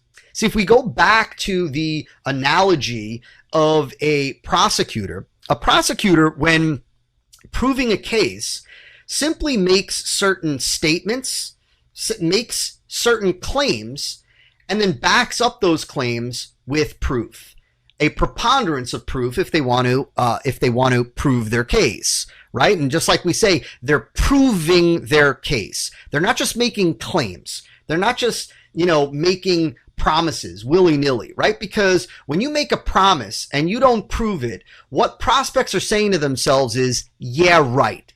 Sure, that's the case. How do I know that that's true? How do I know that that's accurate? Why should I believe you? And when that exists for even one claim, one promise, one statement of benefit, you've just allowed doubt to creep into the mind of your prospect. And when doubt creeps into the mind of prospects, obviously conversions suffer. And so again, you need a preponderance of proof throughout your marketing funnel. In fact, one of the things that I teach my coaching clients is that every single statement of benefit, every single promise, and every single claim must be tied to one or more proof points. There are 11 plus different proof elements or proof points that you can use. And what those proof points are right now is irrelevant. What I want you to understand is that not proving every statement or not providing a proof point, at least at a bare minimum of one, for every benefit that you say the prospect can experience. Not having at least one proof point for every promise that you make, promise of outcome, promise of results, promise of alleviation of the problem, or not having at least one proof point for every claim that you make simply leaves doubt in the mind of the prospect. Now, you want to have a bulk of proof points, and you want to have a variety of proof points. A bulk of proof points means a preponderance. You can never have too much proof. You can only have not enough. Let me say that again. You can never have too many proof points. You can only not have enough. And so bulk is having a preponderance of proof points.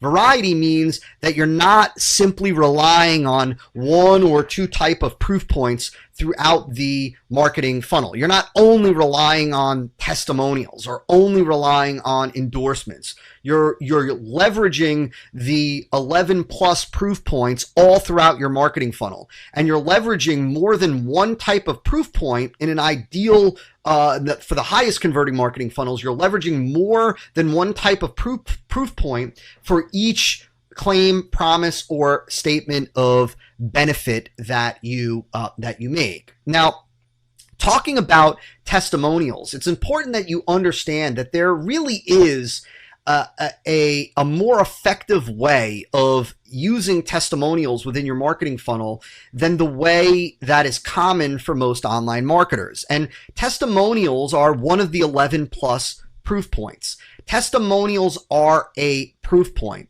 And so testimonials should be used and placed throughout your marketing funnel strategically so that they function and serve as a proof point.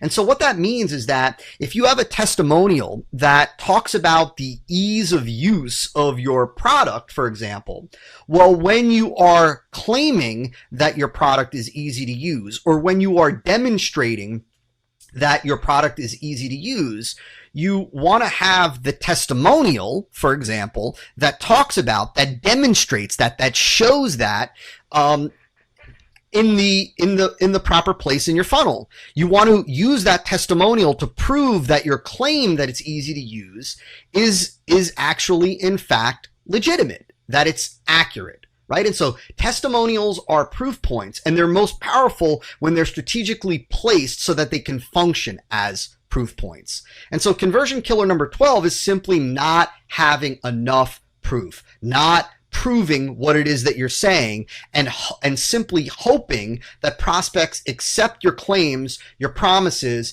at face value. Understand that prospects don't. Go into your marketing funnel and the engineering of your marketing funnel, recognizing that prospects are going to doubt everything that you say. Your safest bet is to operate and function as a marketer as if they're going to doubt everything that you say, as if they are highly skeptical, as if they question everything that you say. They question the legitimacy of everything that you present, and go into it knowing that that is their perspective. And so you need to prove every point, and you need to prove it with a preponderance of varied proof points.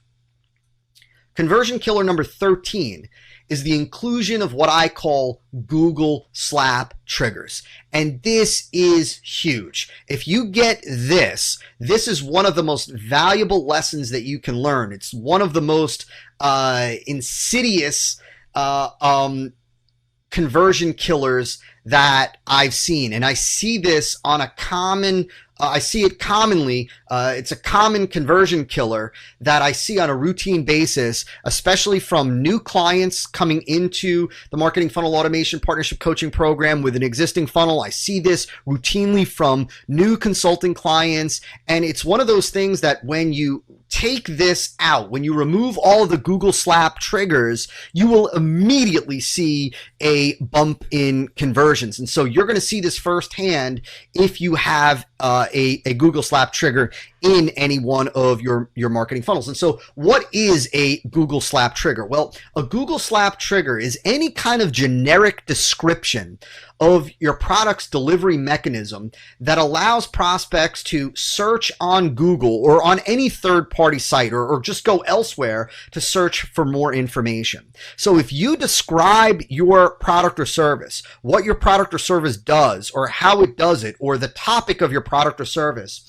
in a way that is generic and allows for prospects to leave your site and go to Google and search for more information, that is what I call a Google slap trigger. See, there's a way to describe your product or service and what your product or service does. There's a way to position and present your product or service in a way that does not allow for people to press pause on your VSL or press pause on one of your funnel videos, or open up a new tab when they're reading your sales letter and go over to Google and search for more information. And so let me give you an example.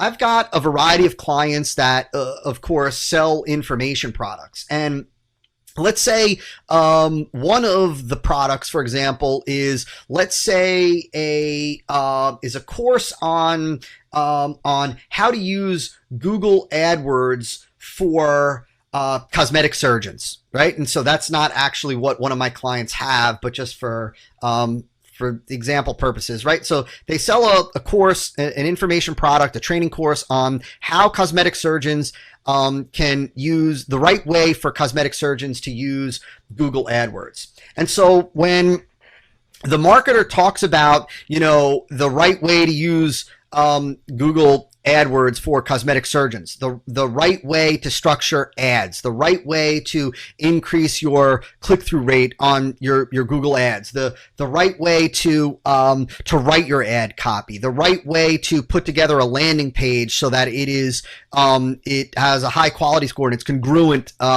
with the ad. All of those things, when it's presented like that, you're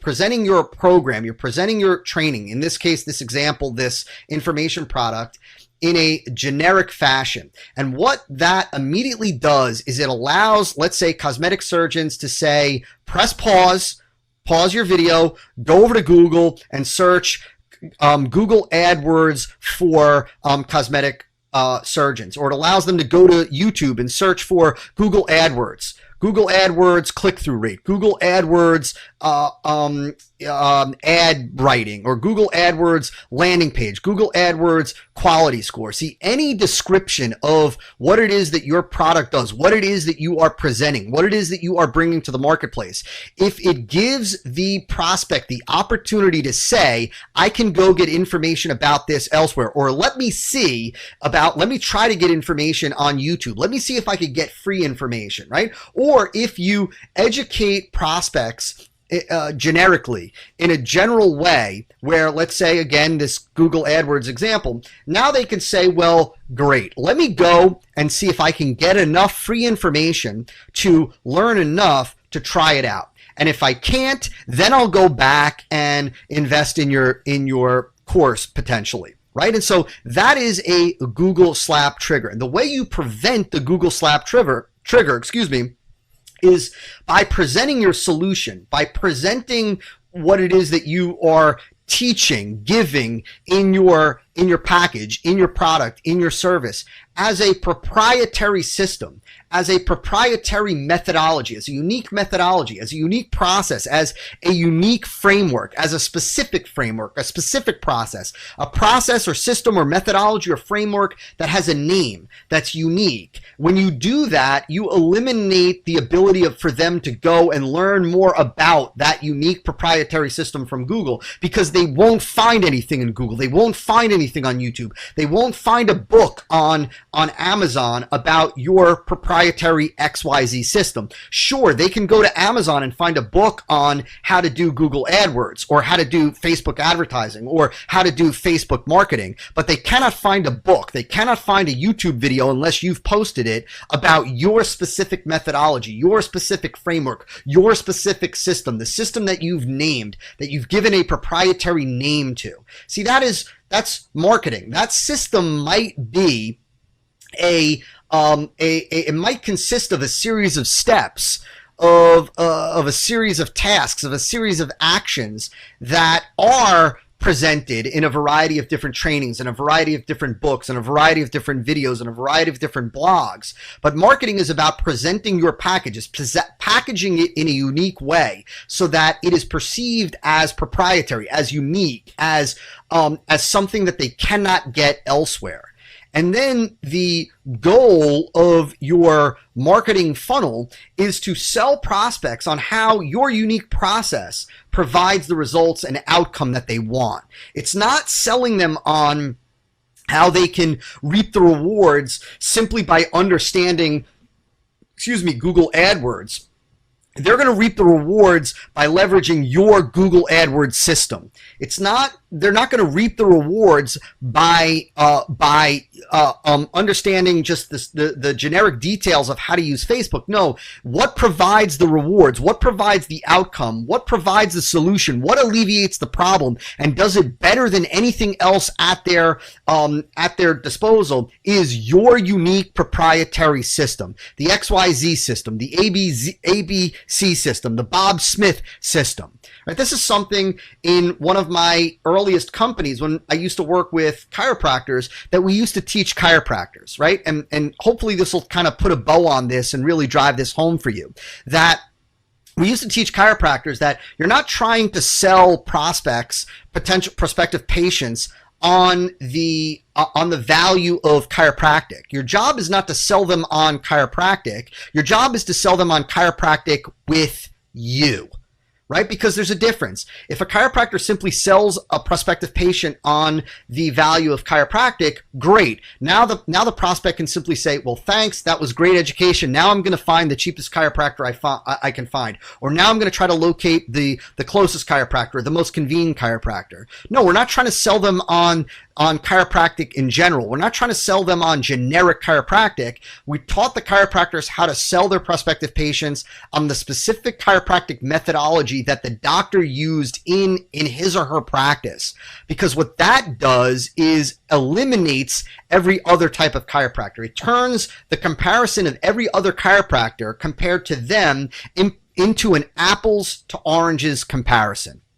Into an apples to oranges comparison. And that's what you want to do by positioning and packaging your information, not as generic solution, not as a better way to use the current methods or current systems within Google AdWords, within Facebook, or whatever it may be that you're covering. No, it's your unique system, your unique approach that gives the results. And prospects should feel as if they can only get the payoff from your unique process, the payoff, the results, the outcome, the benefits that you are talking about, the benefits that you are promising them, the benefits that you're talking about that are eliciting the emotions that prospects have. The only way that they can reap those, where those come from, is your unique proprietary process, system, methodology, or framework. And so conversion killer number 13 is having these Google slap triggers, discussing your product or service in a way, or discussing even the content within your marketing funnel in a way where it leads prospects to feel like, hey, I can press pause, I can see if I can get free information or cheaper information elsewhere, right? It's instead of them saying, well, yeah, I'm going to buy this $197 course or this $2,000 coaching program, when they can, in their mind, they believe they can go get that same information elsewhere. And the way you prevent that is by packaging your product or service in a way where they can't go and get more information about it on Google or anywhere else unless you've disseminated that information. And in that case, it brings them back to you. And so that's conversion killer number 13. Conversion killer number 14 is now talking about benefits, and it's having what is called non-dimensionalized benefits. And let me give credit where credit's due. Again, I first learned this from Clayton Makepeace. Had the opportunity to work with Clayton when I was running the marketing with Rich Schefren at Strategic Profits. And non-dimensionalized benefits is really, this is very, very common. And see, because most marketers stop with just presenting the functional benefits. See, new marketers, they might struggle with the difference between a feature and a benefit. They don't understand the difference between a feature and a benefit, or maybe they understand intellectually on a superficial level the difference between a feature and a benefit, but they don't really know how to adequately communicate or consistently touch on the benefits.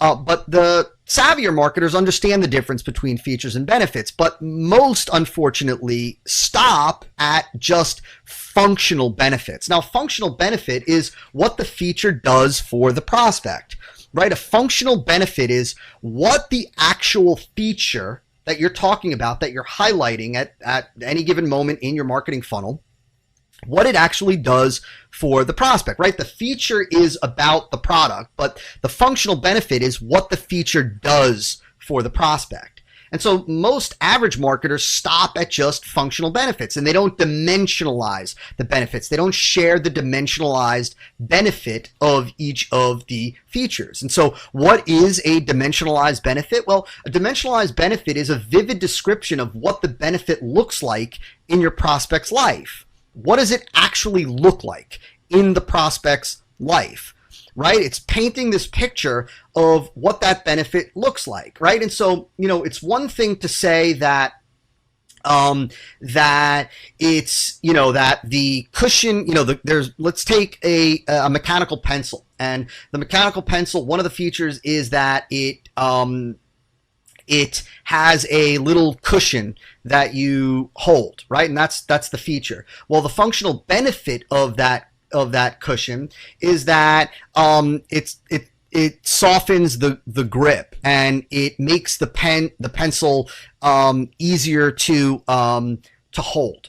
Well, a vivid description of what that benefit actually looks like in the life of your prospect, if let's say you're talking to writers, might be this description of how they don't get cramps anymore in their hand, in their fingers, and they are able to write for longer periods of time. They're able to stay within their creative zone longer and put out better written word, better prose, whatever it is that they are writers for, right? And so you're painting this vivid description of what that actual functional benefit looks like played out in the life of your prospect.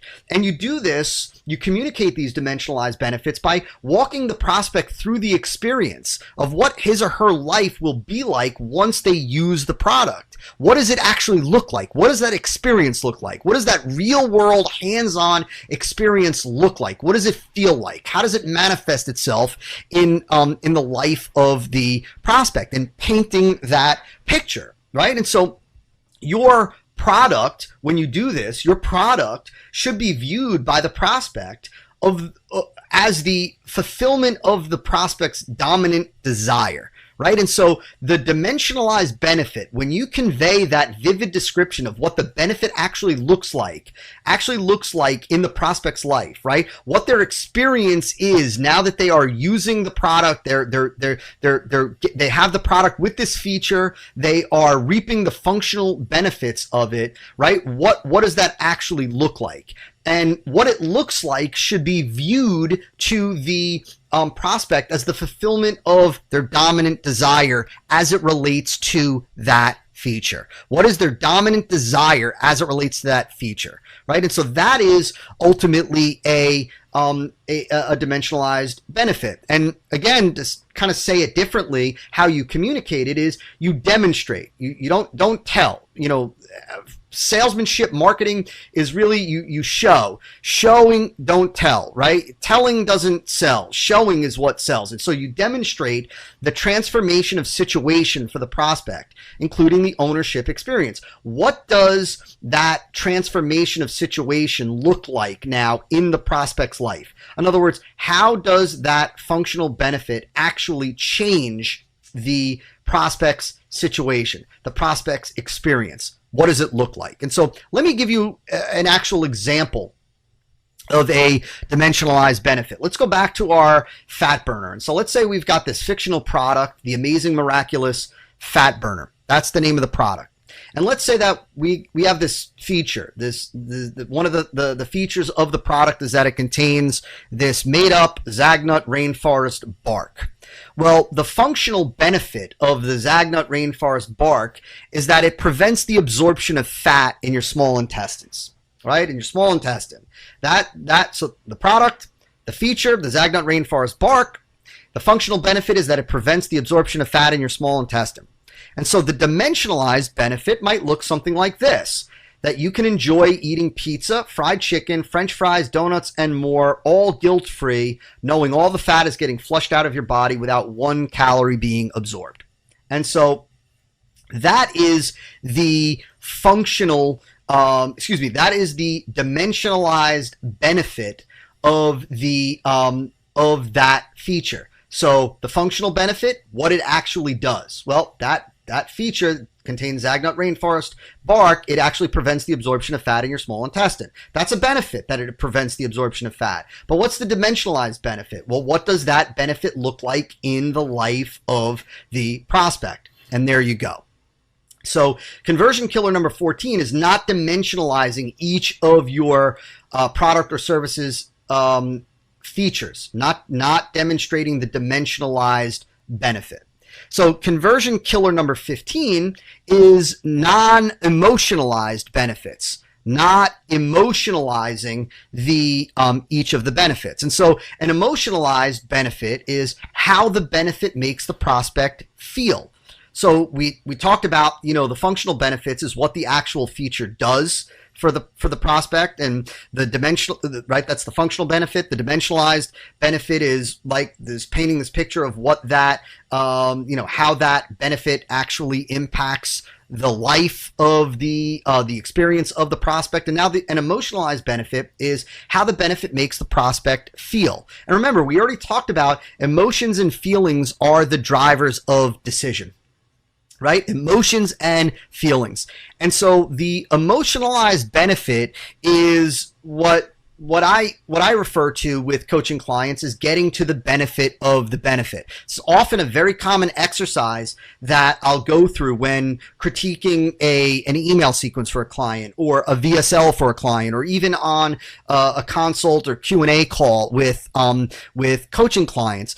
Getting to the benefit of the benefit, always asking the question of what's the benefit of that? What's the benefit of that? And making sure that we're going from functional to dimensionalized to emotionalized, to emotionalizing the benefits. And so, as I said earlier, your marketing funnel message must transfer emotion to the prospect, and must lead prospects from their starting emotional state, that dominant resident emotion coming in, to the emotional state, and that should be associated with problem resolution, right? It's leading your prospects from this starting emotional state all the way through to the positive emotional state. And we do that so that you can kind of see this global view of how this works by starting with their current, their dominant resident emotion, their dominant emotional state coming into the sequence, into the funnel, agitating that, right, and stirring up those emotions that are associated with that, leading them through your content, leading them into the presentation of your product or service with each of the features, each of the functional benefits, each of the dimensionalized benefits, and each of the emotionalized benefits, for each of your features. And so let me give you an example of emotionalized benefits. So let's go back to our product, the amazing, miraculous fat burner. The feature that we're talking about right now is that Zagnut rainforest bark. The functional benefit that we already covered is it prevents the absorption of fat in your small intestines. The dimensionalized benefit, what it looks like in the real world, is that you can eat pizza, fried chicken, French fries, donuts, and more, while all the fat and calories gets flushed out of your body. And an example of an emotionalized benefit is that you'll never feel guilty again while enjoying your favorite fatty foods, knowing with confidence that your body isn't absorbing any of those bad calories, right? And so we've got the emotion and the feelings of feeling guilty, and knowing and feeling confident that your body is losing weight, that your body is not absorbing fat. And so that's conversion killer number 15. Conversion killer number 15 is not emotionalizing your benefits and simply stopping at the functional benefit and or the dimensionalized benefit and not emotionalizing the benefits, missing that opportunity to convey and stir up the emotions that your prospects ultimately want to, the emotions associated with the outcome that your prospects want. Conversion killer 16 is what I refer to as mistaken prospect languaging. And really, this is actually really simple. This is one of the simplest conversion killers to fix. Mistaken prospect languaging is really nothing more than when you use incorrect verbiage or jargon. Verbiage or words or phrases that are really inaccurate within the vernacular of your marketplace. And so a simple example of this is if you are speaking to doctors, for example, and instead of referring to patients as patients, you refer to them as clients. Right? That is an example of incorrect verbiage or incorrect jargon. And so your language, the verbiage, the jargon, the language, the words, the phrases that you use must not only convey understanding and empathy, and we talked about that earlier on in the training, but your language must also demonstrate that you have insider knowledge. Insider meaning you're a member of the club, you're a member of the market, that you understand the market, that you're part of the market, that you get the market. Because using incorrect verbiage or incorrect jargon or incorrect phraseology or incorrect wording immediately kills your credibility. It immediately conveys to the marketplace that you are not one of us. You don't really know what you're talking about because you're using the wrong phrase, the wrong jargon, the wrong verbiage, the wrong language. And most markets, especially most professional markets, they have that insider jargon. They have insider verbiage. And so you want to, first and foremost, make sure that you know what that verbiage is, that you know what that jargon is, you know the terms that they use.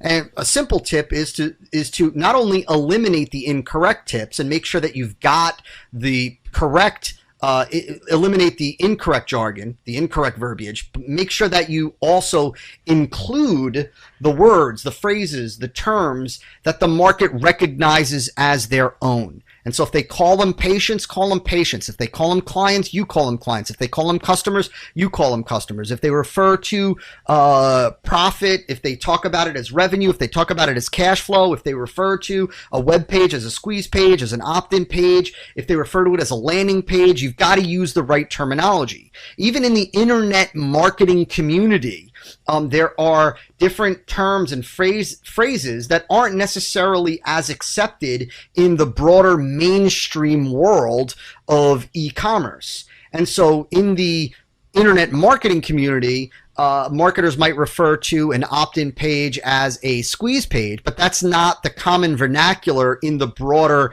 e-commerce world. And so to go and give a presentation, to go and craft a marketing funnel, a VSL to the broader e-commerce space and refer to it as a squeeze page immediately raises a red flag and immediately conveys that you are an outsider. You are not part of the community because you're not using the right language. And so again, strive to use the words, the phrases, the terms, the expressions that the market recognizes immediately, instantly as their own.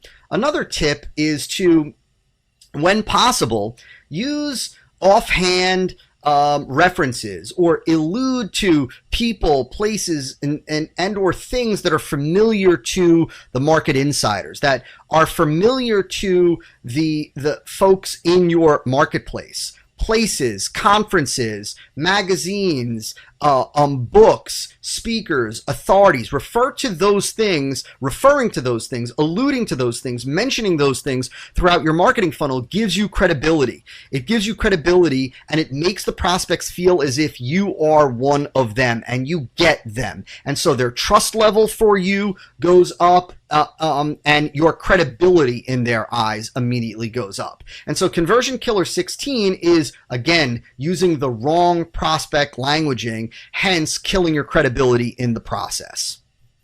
Conversion Killer number 17 is an inadequate, non-competitive offer. What I want you to understand right off the bat is that your offer is more important than your copy. The offer is more important than the words and phrases that you use. In the order of importance, and this is really direct response marketing 101, but in the order of importance, it goes like this: list, offer, then copy. List is really what we kind of, I briefly talked about this early on. List is, who are you speaking to? This is, the right audience with an average offer and subpar copy will pull a lot better than great copy with a great offer to a non-targeted list. And so the most important component of every direct response campaign, every direct response marketing funnel, which is what we're talking about here, the first priority is that you have the right people in front of you. And so I talked early on about the value of your lead magnet, qualifying your visitors, generating the right leads, framing the content, and framing the mindset, so to speak, the perspective that prospects have when coming into your funnel. And so assuming that you've got the right people out in front of you, that you're communicating with the right people, the next most important element is the offer. Is that you are presenting the marketplace with a rock solid, superior, irresistible, no-brainer of an offer. And that offer is more important than the copy. It's more important than the words and phrases that you use and how you phrase certain things and how you word certain things. Doesn't mean that that's not important. No, it's just not as important as the offer. The offer can make or break any marketing funnel.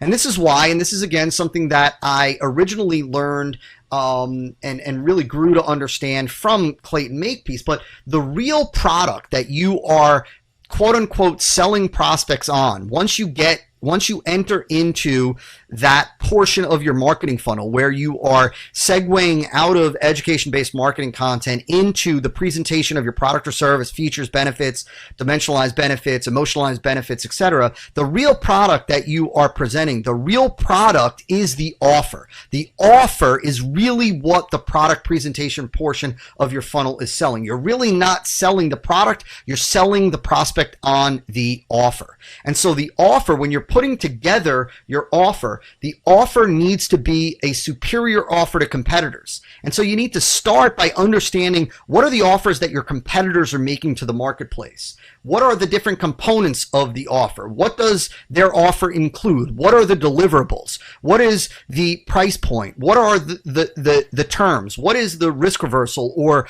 guarantee? What are the premiums? What are the bonuses? What is the time frame? What is the offer that your competitors are making to the marketplace? Because it's your job to engineer, to put together an offer that is superior to competitors, that makes competitors say, how the heck are they day doing that. That is crazy. And to make prospects feel like that offer is one I cannot refuse. That is an offer that I would be crazy to pass up on.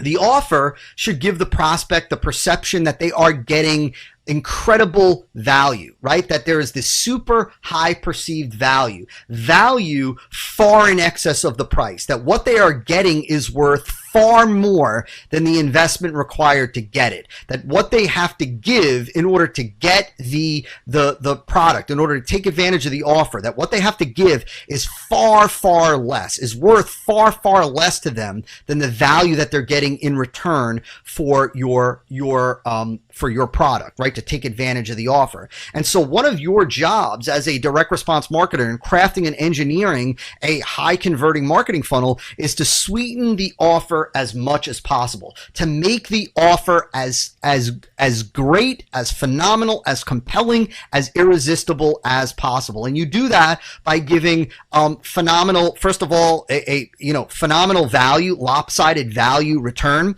by demonstrating the value of your offer. And again, this is something that I go into tremendous detail with clients on. A whole module is built around this. And so I share that with you because for time purposes, I'm just trying to give you a big overview of how you do this. But it's all about how much better are your terms than your competitors. How much better is the deliverables that they're actually getting than competitors? How much better is the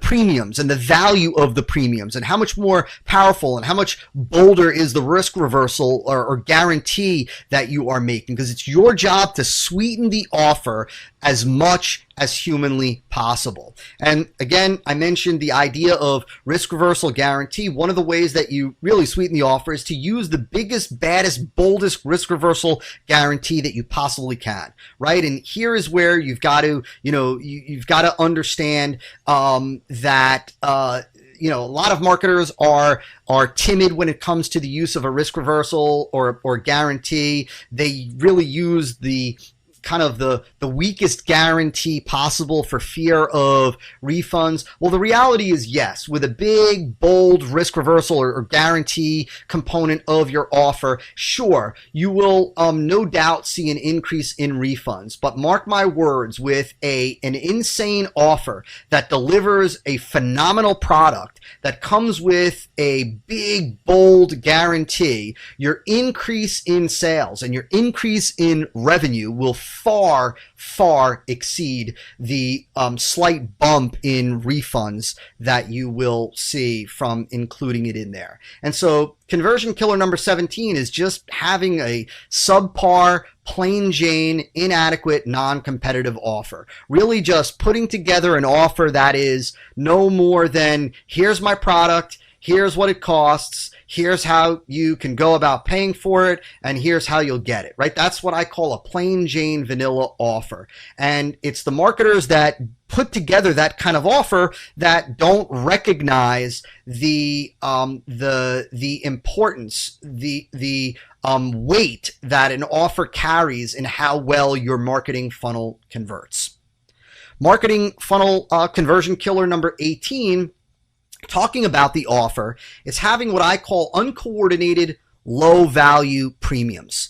See, premiums, or what are more commonly referred to in the internet marketing community as, bonuses, premiums have the power to drive conversions. Premiums have the power, when done right, like I'm about to explain, to increase sales. And so premiums should not be thrown together. Premiums shouldn't be an afterthought. See, the majority of average marketers online, the bonuses become an afterthought. The bonuses are, the way they view bonuses, it's like, hey, what can we include in this offer just to have bonuses? Because their mindset is, well, I know I should have bonuses. That's what I've been told. That's what I've been taught. And so what can we include in here? And often they throw them together. Sometimes they even go as far as to have garbage PLR type of products and just nonsense. And they're adding in bonuses just because they think that that's what they're supposed to do. Hey, I'm supposed to have bonuses, and so let me me include them in here. No, the right way to construct your marketing funnel, the right way to construct your offer, the right way to construct your premiums is to create your premiums for the offer, right? To create your premiums for the offer. And I'm going to give you a question in just a second that you can ask yourself to help you do that, right? And so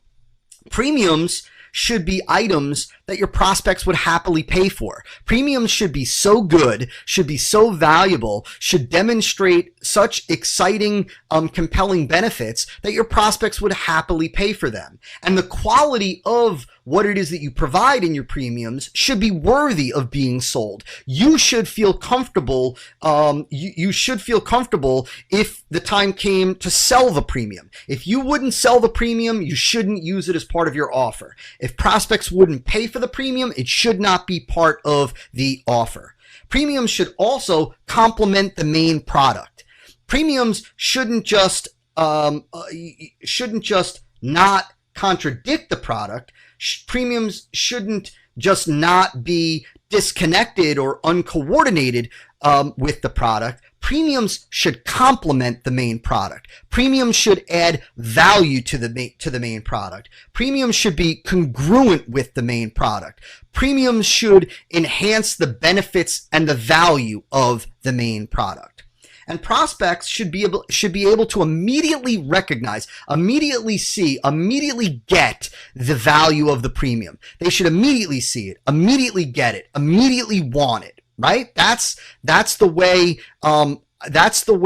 premiums that drive sales, premiums that increase conversions. And that's why premiums are used. Premiums are used to drive sales. Premiums are used to increase conversions. And so prospects should be able to immediately recognize the value, the valuable addition that premium adds to the value that they're going to get from your main product. And premiums should be unique and proprietary, right? Premiums, just like the main product, should be unique and proprietary. Just like, you don't want your premiums to be just something else that other people are sharing. You want your premiums also to be unique. And so look at this description of premiums, right? They're created for the offer. They're just not thrown together. They are good enough to be sold, and they are items that your prospects would actually pay for. They complement the main product. They enhance the value of the main product and the benefits that prospects can reap from the main product. And they are immediately recognizable as valuable. And they are unique and proprietary to your offer.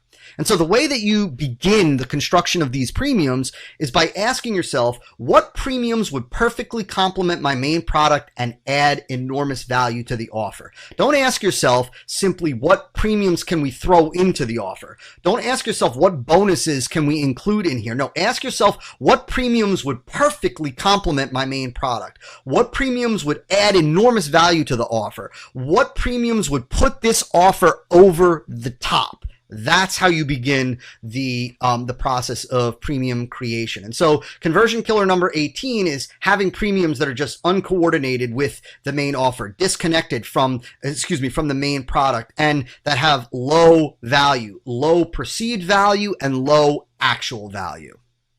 Conversion killer number 19 is no reason to respond now. Conversion killer number 19 is not giving prospects a reason to take advantage of the offer right now, to take advantage of the offer when they are presented with the offer. See, we can never forget that delay is the death of the sale.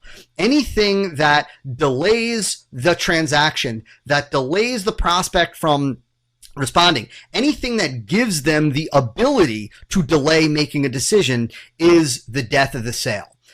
Years and years ago, over a decade ago, when I was involved in the fitness industry, and I worked for a company that had multiple high-end fitness facilities, gyms, 40,000 plus square foot facilities in all over New Jersey. We had a phenomenal sales department doing something like 3,000 new memberships every month. We had this expression called the Be Back Bus, right? Whenever a potential member would leave, the sales guys would always say, "Oh, where, what happened to that prospect? Oh, he's on the be back bus," right? Because it's when people would say, "Oh, I'll be back. I'll be back." And we always used to say, "Oh, he's on the be back bus." And that's a bus that ain't coming back, right? And so I share that with you in this context because I want you to understand that, that when a prospect leaves after seeing your offer, the likelihood of them coming back is quite insignificant, right? It's that bus ain't coming back. They're on the be back bus and that bus ain't coming back. And so you can't allow for any delay. You can't allow for procrastination. Procrastination is one of the things that needs to get covered in your marketing funnel, right? Why they need to respond now is one of those things that needs to get covered in your marketing funnel. I want you to think of it as a flame, right? And you just ignited this flame, this raging fire when you presented your offer. And over time, the intensity of that flame decreases. Every hour that goes by, that flame begins to die down. Whatever wood or kindling, whatever it is that is keeping that flame going is beginning to, it's less and less. And that flame is beginning to decrease in intensity. And over time, as that intensity decreases, it gets closer and closer to going out. That's the same thing that happens with your prospects. Delay is the death of the sale because the flame that you ignited begins to decrease. And so you need to give your prospects a reason to respond right away. Now, the evergreen reason that should be built into every marketing funnel, and it's the reason that the biggest direct response marketers build all of their marketing campaigns around, is the reason to respond comes from the big promise, and it comes from the reminder of the problem. Right? Often, if you look at some of the biggest direct response marketing companies like, let's say, Agora, where they're marketing financial newsletters and alternative health newsletters, they're not relying on some bogus deadline or some bogus scarcity play in their marketing to give a reason to respond now. No, the reason to respond now is that they work prospects up into an emotional frenzy about the promise, about the reward, about the payoff. And they work prospects up into an emotional frenzy as it relates to the problem and the detrimental ramifications, the functional and emotional ramifications of not solving that problem. And they bring prospects to the point where they desperately want that problem eliminated. They want it eliminated immediately, and they want to reap the rewards of the big promise as soon as humanly possible. And that's what drives the response in those evergreen marketing campaigns and marketing funnels. And so the power of your big promise and the power of the picture that you paint of the functional and emotional ramifications as the reminder of the problem are what will drive prospects to respond now. In addition to that, of course, every good, solid, irresistible offer should have and does have a real, believable urgency trigger, right? And so an urgency trigger is a legitimate deadline. Could be a limited supply, could be a coming price increase, or could be an evaporating discount. The use of a real, believable urgency trigger is an incredibly powerful tool to add into every offer on top of the big promise and the reminder of the ramifications of the problem if it's not solved. And so Conversion Killer 19 is simply not giving a reason to respond now, or not giving a strong enough reason to respond now. Conversion Killer number 20 is what I call a disjointed follow-up sequence. This is a follow-up sequence. Let's use a simple example of just a multi-step email follow-up sequence, is having a follow-up sequence of emails where there's no connection. There's relatively no connection between each of the emails in the sequence. For example, let's say you have a 5-part follow-up email sequence. That's it. We'll keep it real simple, just 5 emails. Well, a disjointed follow-up sequence is where email 1, I should really say email 2, is in no way connected or linked to email 1, right? It's email 1 conveys something, content, reason to respond now, or a benefit or something. And, email two is written as if it is being consumed in a vacuum, as if they never received email 1 and there's no email 3. And the same thing with email 3 and email 4 and email 5. It's completely disjointed and there's no connection. See, your marketing funnel follow-up sequence, first and foremost, should pick up where the prior step left off. And so if your marketing sequence, if your email sequence is picking up after, let's say, again, to keep things real simple, let's say the prospect opted in and then went to a VSL and they didn't buy on the VSL, well, that marketing, that follow-up sequence should pick up where they left off, should pick up based on the messaging that was started in the VSL. And you want your follow-up to be sequenced, right? You want to think about your follow-up messages as a sequence instead of individual messages in a vacuum. The follow-up sequence is that. It's a sequence. It's a sequence of messages that should be tied to each other. I like to say that your email follow-up messages should be chained. They are linked to each other.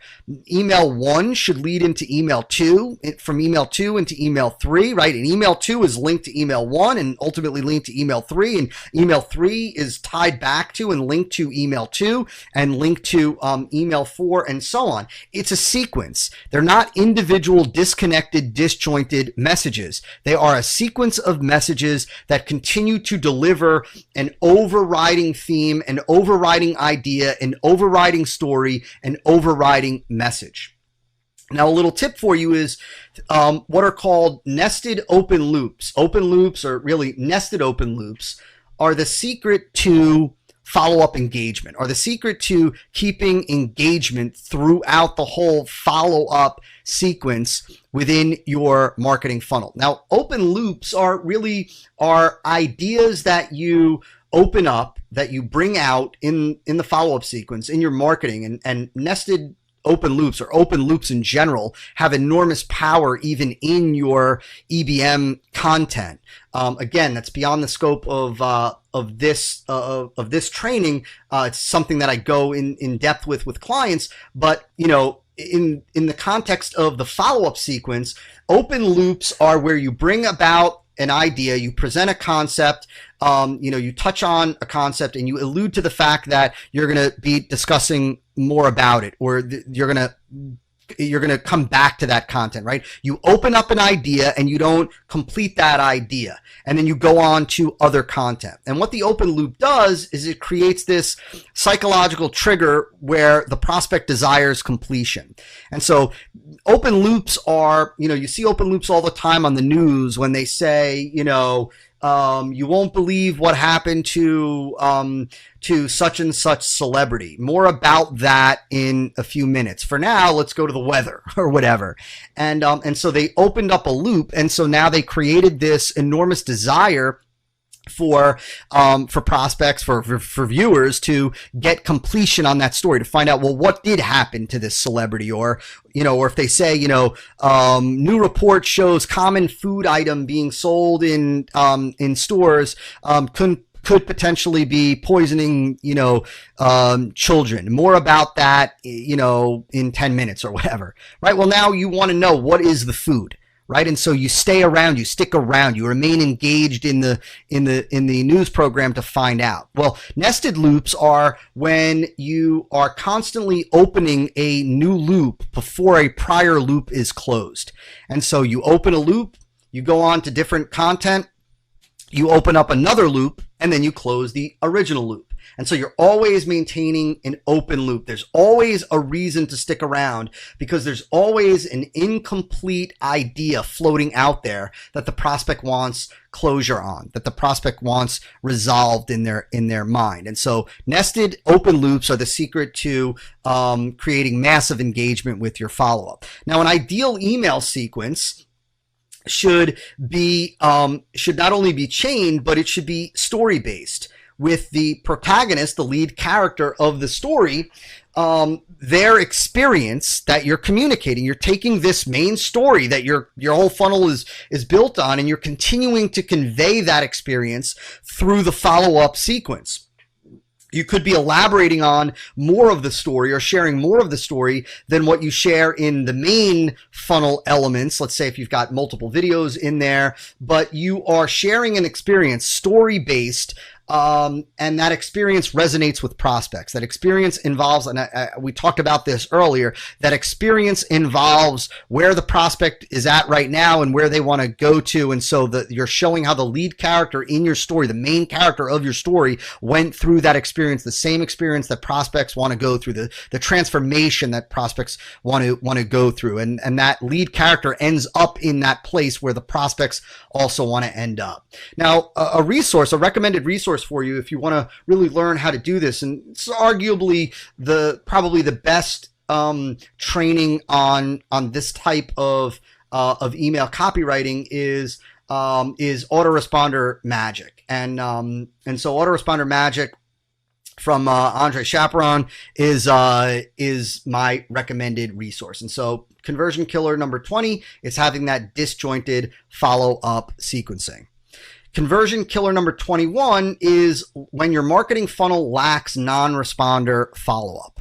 And so non-responder follow-up is follow-up for the prospects that are not actively engaged in the content. Right? And so you might have prospects in your marketing funnel that are actively engaging with your content. They're clicking on the links in your email. They're watching videos. They're downloading your PDFs, whatever it may be, whatever components are make up your marketing funnel, and they're engaged with those. But then you've got non-responders. You've got individuals that maybe didn't click to go watch video number 1 or didn't click to go watch video 2 of your marketing funnel. Well, non-responders should be communicated with should not be communicated with, the same way as engaged responders. Not only should non-responders not be communicated with the same, they shouldn't be communicated with in the same time frame. And that means that you should be moving non-responders through your marketing funnel differently than you are in a different timing then you are moving engaged people. People that are actively engaged with your content, consuming your videos, they should be moved through your funnel based on their engagement. They consume video 1, tomorrow they should get video 2. If they consume video 2, the next day they should get video 3, and so on. Non-responders should not be moved in that same time frame. Non-responders should not be moved through the funnel the same way engaged responders are being moved through the funnel. And so a lack of engagement with your marketing funnel content should trigger a separate sequence and messaging, right? And this is that whole idea of, MEPs, of multiple engagement paths and sequences. This is what I teach, this whole idea of having a dynamic funnel sequencing. Dynamic meaning that the messaging is dictated by the behavior and the actions of prospects. Prospects that don't respond get different messages than prospects who do respond. And so technology today with something like Infusionsoft or from what I understand, even something like Office Autopilot and even Aweber with something like AW Pro Tools allows you to have these dynamic funnels or dynamic sequences within funnels based on prospect behavior. And so you've got to recognize that not, lacking that non-responder follow-up is a conversion killer. Communicating with non-responders the same way you communicate with engaged responders hurts your conversions because it doesn't bump up. It doesn't transform a percentage of those non-responders into engaged responders, into engaged prospects. As well, I could really add on here, and this is really not so much a marketing funnel issue as much as it is just an overall conversion issue in general with your marketing, but we could also say that not following up with non-responders and unopens in your email broadcasts is also a general conversion killer, right? If you send out an email broadcast to 10,000 people, let's say you have a list of 10,000 people on your email list, and you send out an email, and let's say, well, hypothetically, just for simple mathematical purposes, 5,000 of those 10,000 people don't open the email. Well, you are hurting your conversion rate, or you're sacrificing conversions by not sending out another communication to those non-responders, those unopens the next day. Often what we do for emails that we send out via the Marketing Funnel Automation brand, and even my other companies, is we will continue over several days to segment out the unopens. And so if we send out an email that, let's say, goes out to 100,000 people, let's say, and let's say for argument's sake, there are 50,000 unopens, and often, when we send out an email, there's going to be a heck of a lot more unopens than just 50,000 out of a 100,000 person list. But let's say for simple mathematical purposes, there's 50,000 that didn't open. Out of the 50,000 that did open, only 25,000 click the link. So now we've got really 3 different categories of prospects as it relates to this particular broadcast promotion. That is, we've got people that click the link, and we could even segment it out even more. Let's say you were sending people to an offer for something. So we sent out 100,000, 50,000 didn't open, 50,000 did open. Out of the 50,000, 25,000 clicked. And out of the 25,000, let's say 12,000, just for, again, simple mathematical purposes, bought. So now we've got customers. We've got people that clicked the link, went to the offer and didn't buy. And then we've got people that received the email, opened the email, and didn't click. And then we've got people that just didn't open the email. Well, the next day, we're going to send out a certain type of communication to the 50,000 who didn't open. We're going to send out a different communication to the 25,000 that did open but didn't click. We're going to send out a different communication to the 25,000 to the people that clicked but didn't buy. And so that is an example of non-responder follow-up, right? We're segmenting out the individuals based on their actions, and we are communicating with them accordingly. And so with that being said, let's get to our final conversion killer, and it has to do with broadcasting emails. And this is conversion killer number 22. And conversion killer number 22 is mucking up your marketing funnel messaging with mixed communications by broadcasting emails to people that are in your funnel. And so let me say that again. Conversion killer number 22 is introducing noise into your marketing funnel by sending your broadcast emails that you do to people that are actively in your funnel, that are inside your funnel at some point receiving the funnel communications. You see, it's the identical prospect experience and messaging within inside your marketing funnel that makes a marketing funnel perform reliably and consistently, right? What allows the marketing funnel to give you consistent and predictable results is when prospects have an identical experience, right? That's the only way that we can have predictability. It's the only way that we can have reliability with our results, with our metrics, when the experience, the messaging that prospects are going through is identical, right? That's how you know that, well, if we put 1,000 people through this funnel and these are the results that we got and these are the number of sales that we generated and this is what a lead is worth and this is what a customer is worth, the only way that that's going to remain consistent, that you're going to be able, that data is reliable, is if the next 1,000 people, the next 1,000 prospects experience the same thing and are exposed to the same messaging. You see, varied content and varied message exposure adds inconsistent variables. It introduces noise into the funnel. So if 1,000 people that went through your marketing funnel received, only your marketing funnel message, and then another 1,000 people go through, and those people are exposed to some crazy affiliate promotion that you are doing, there's no way that you can know what the results are going to be from those 1,000 people, because you've just introduced additional variables. You've just introduced noise. And so the prospects that are in your marketing funnel should be segmented out of your main house list, meaning that the prospects in your marketing funnel should not receive any other promotions outside of the marketing funnel communications. Once a prospect is in your marketing funnel and they are active in your marketing funnel, the only messaging that they should receive is the marketing funnel messaging, the preset marketing funnel messaging.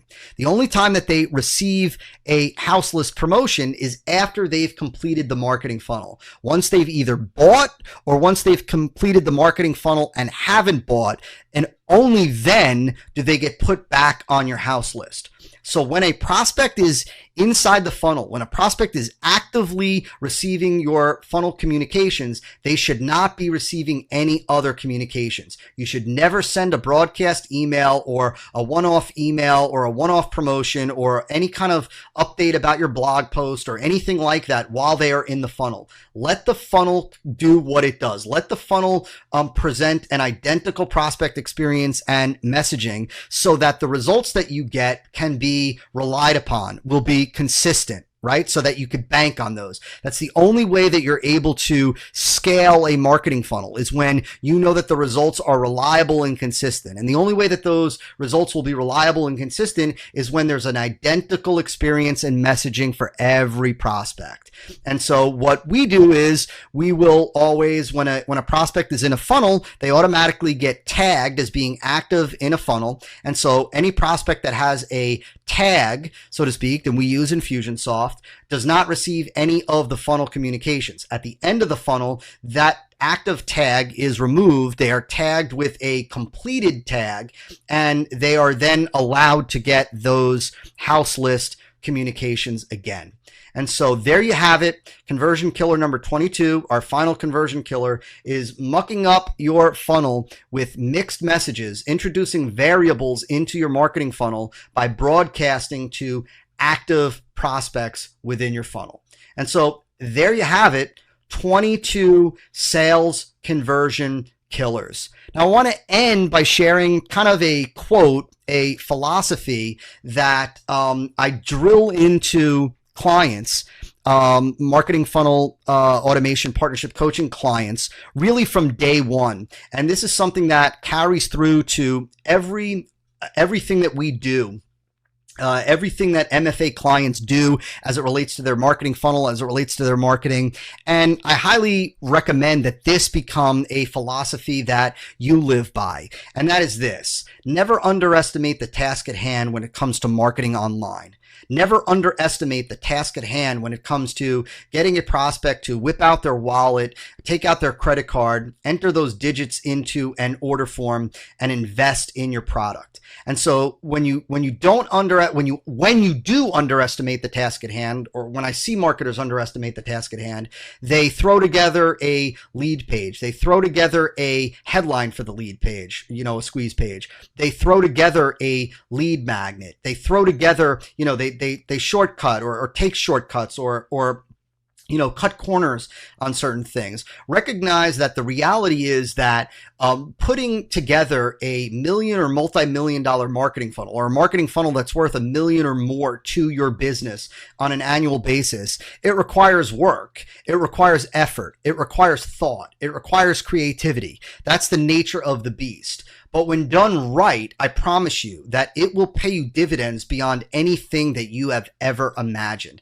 I could tell you story after story from clients, which I'm not going to, but I can tell you story after story of clients that get to a point where they are able to just scale up traffic. And the more they scale up traffic, the more sales that they make, the bigger their business gets, the bigger their profit margin gets, the more money that they take home. Life changes radically. But each and every one of my clients, of course, together with me, has paid their dues, has put in the time, has done the work, has done the thinking, has not cut the corners. And because of that, they're reaping the rewards. And so can you, if you take the philosophy of never underestimating the task at hand when it comes to marketing online. And so with that being said, I'm Todd Brown, and it's been my pleasure to present to you Marketing Funnel Conversion Killers. I'll talk to you soon.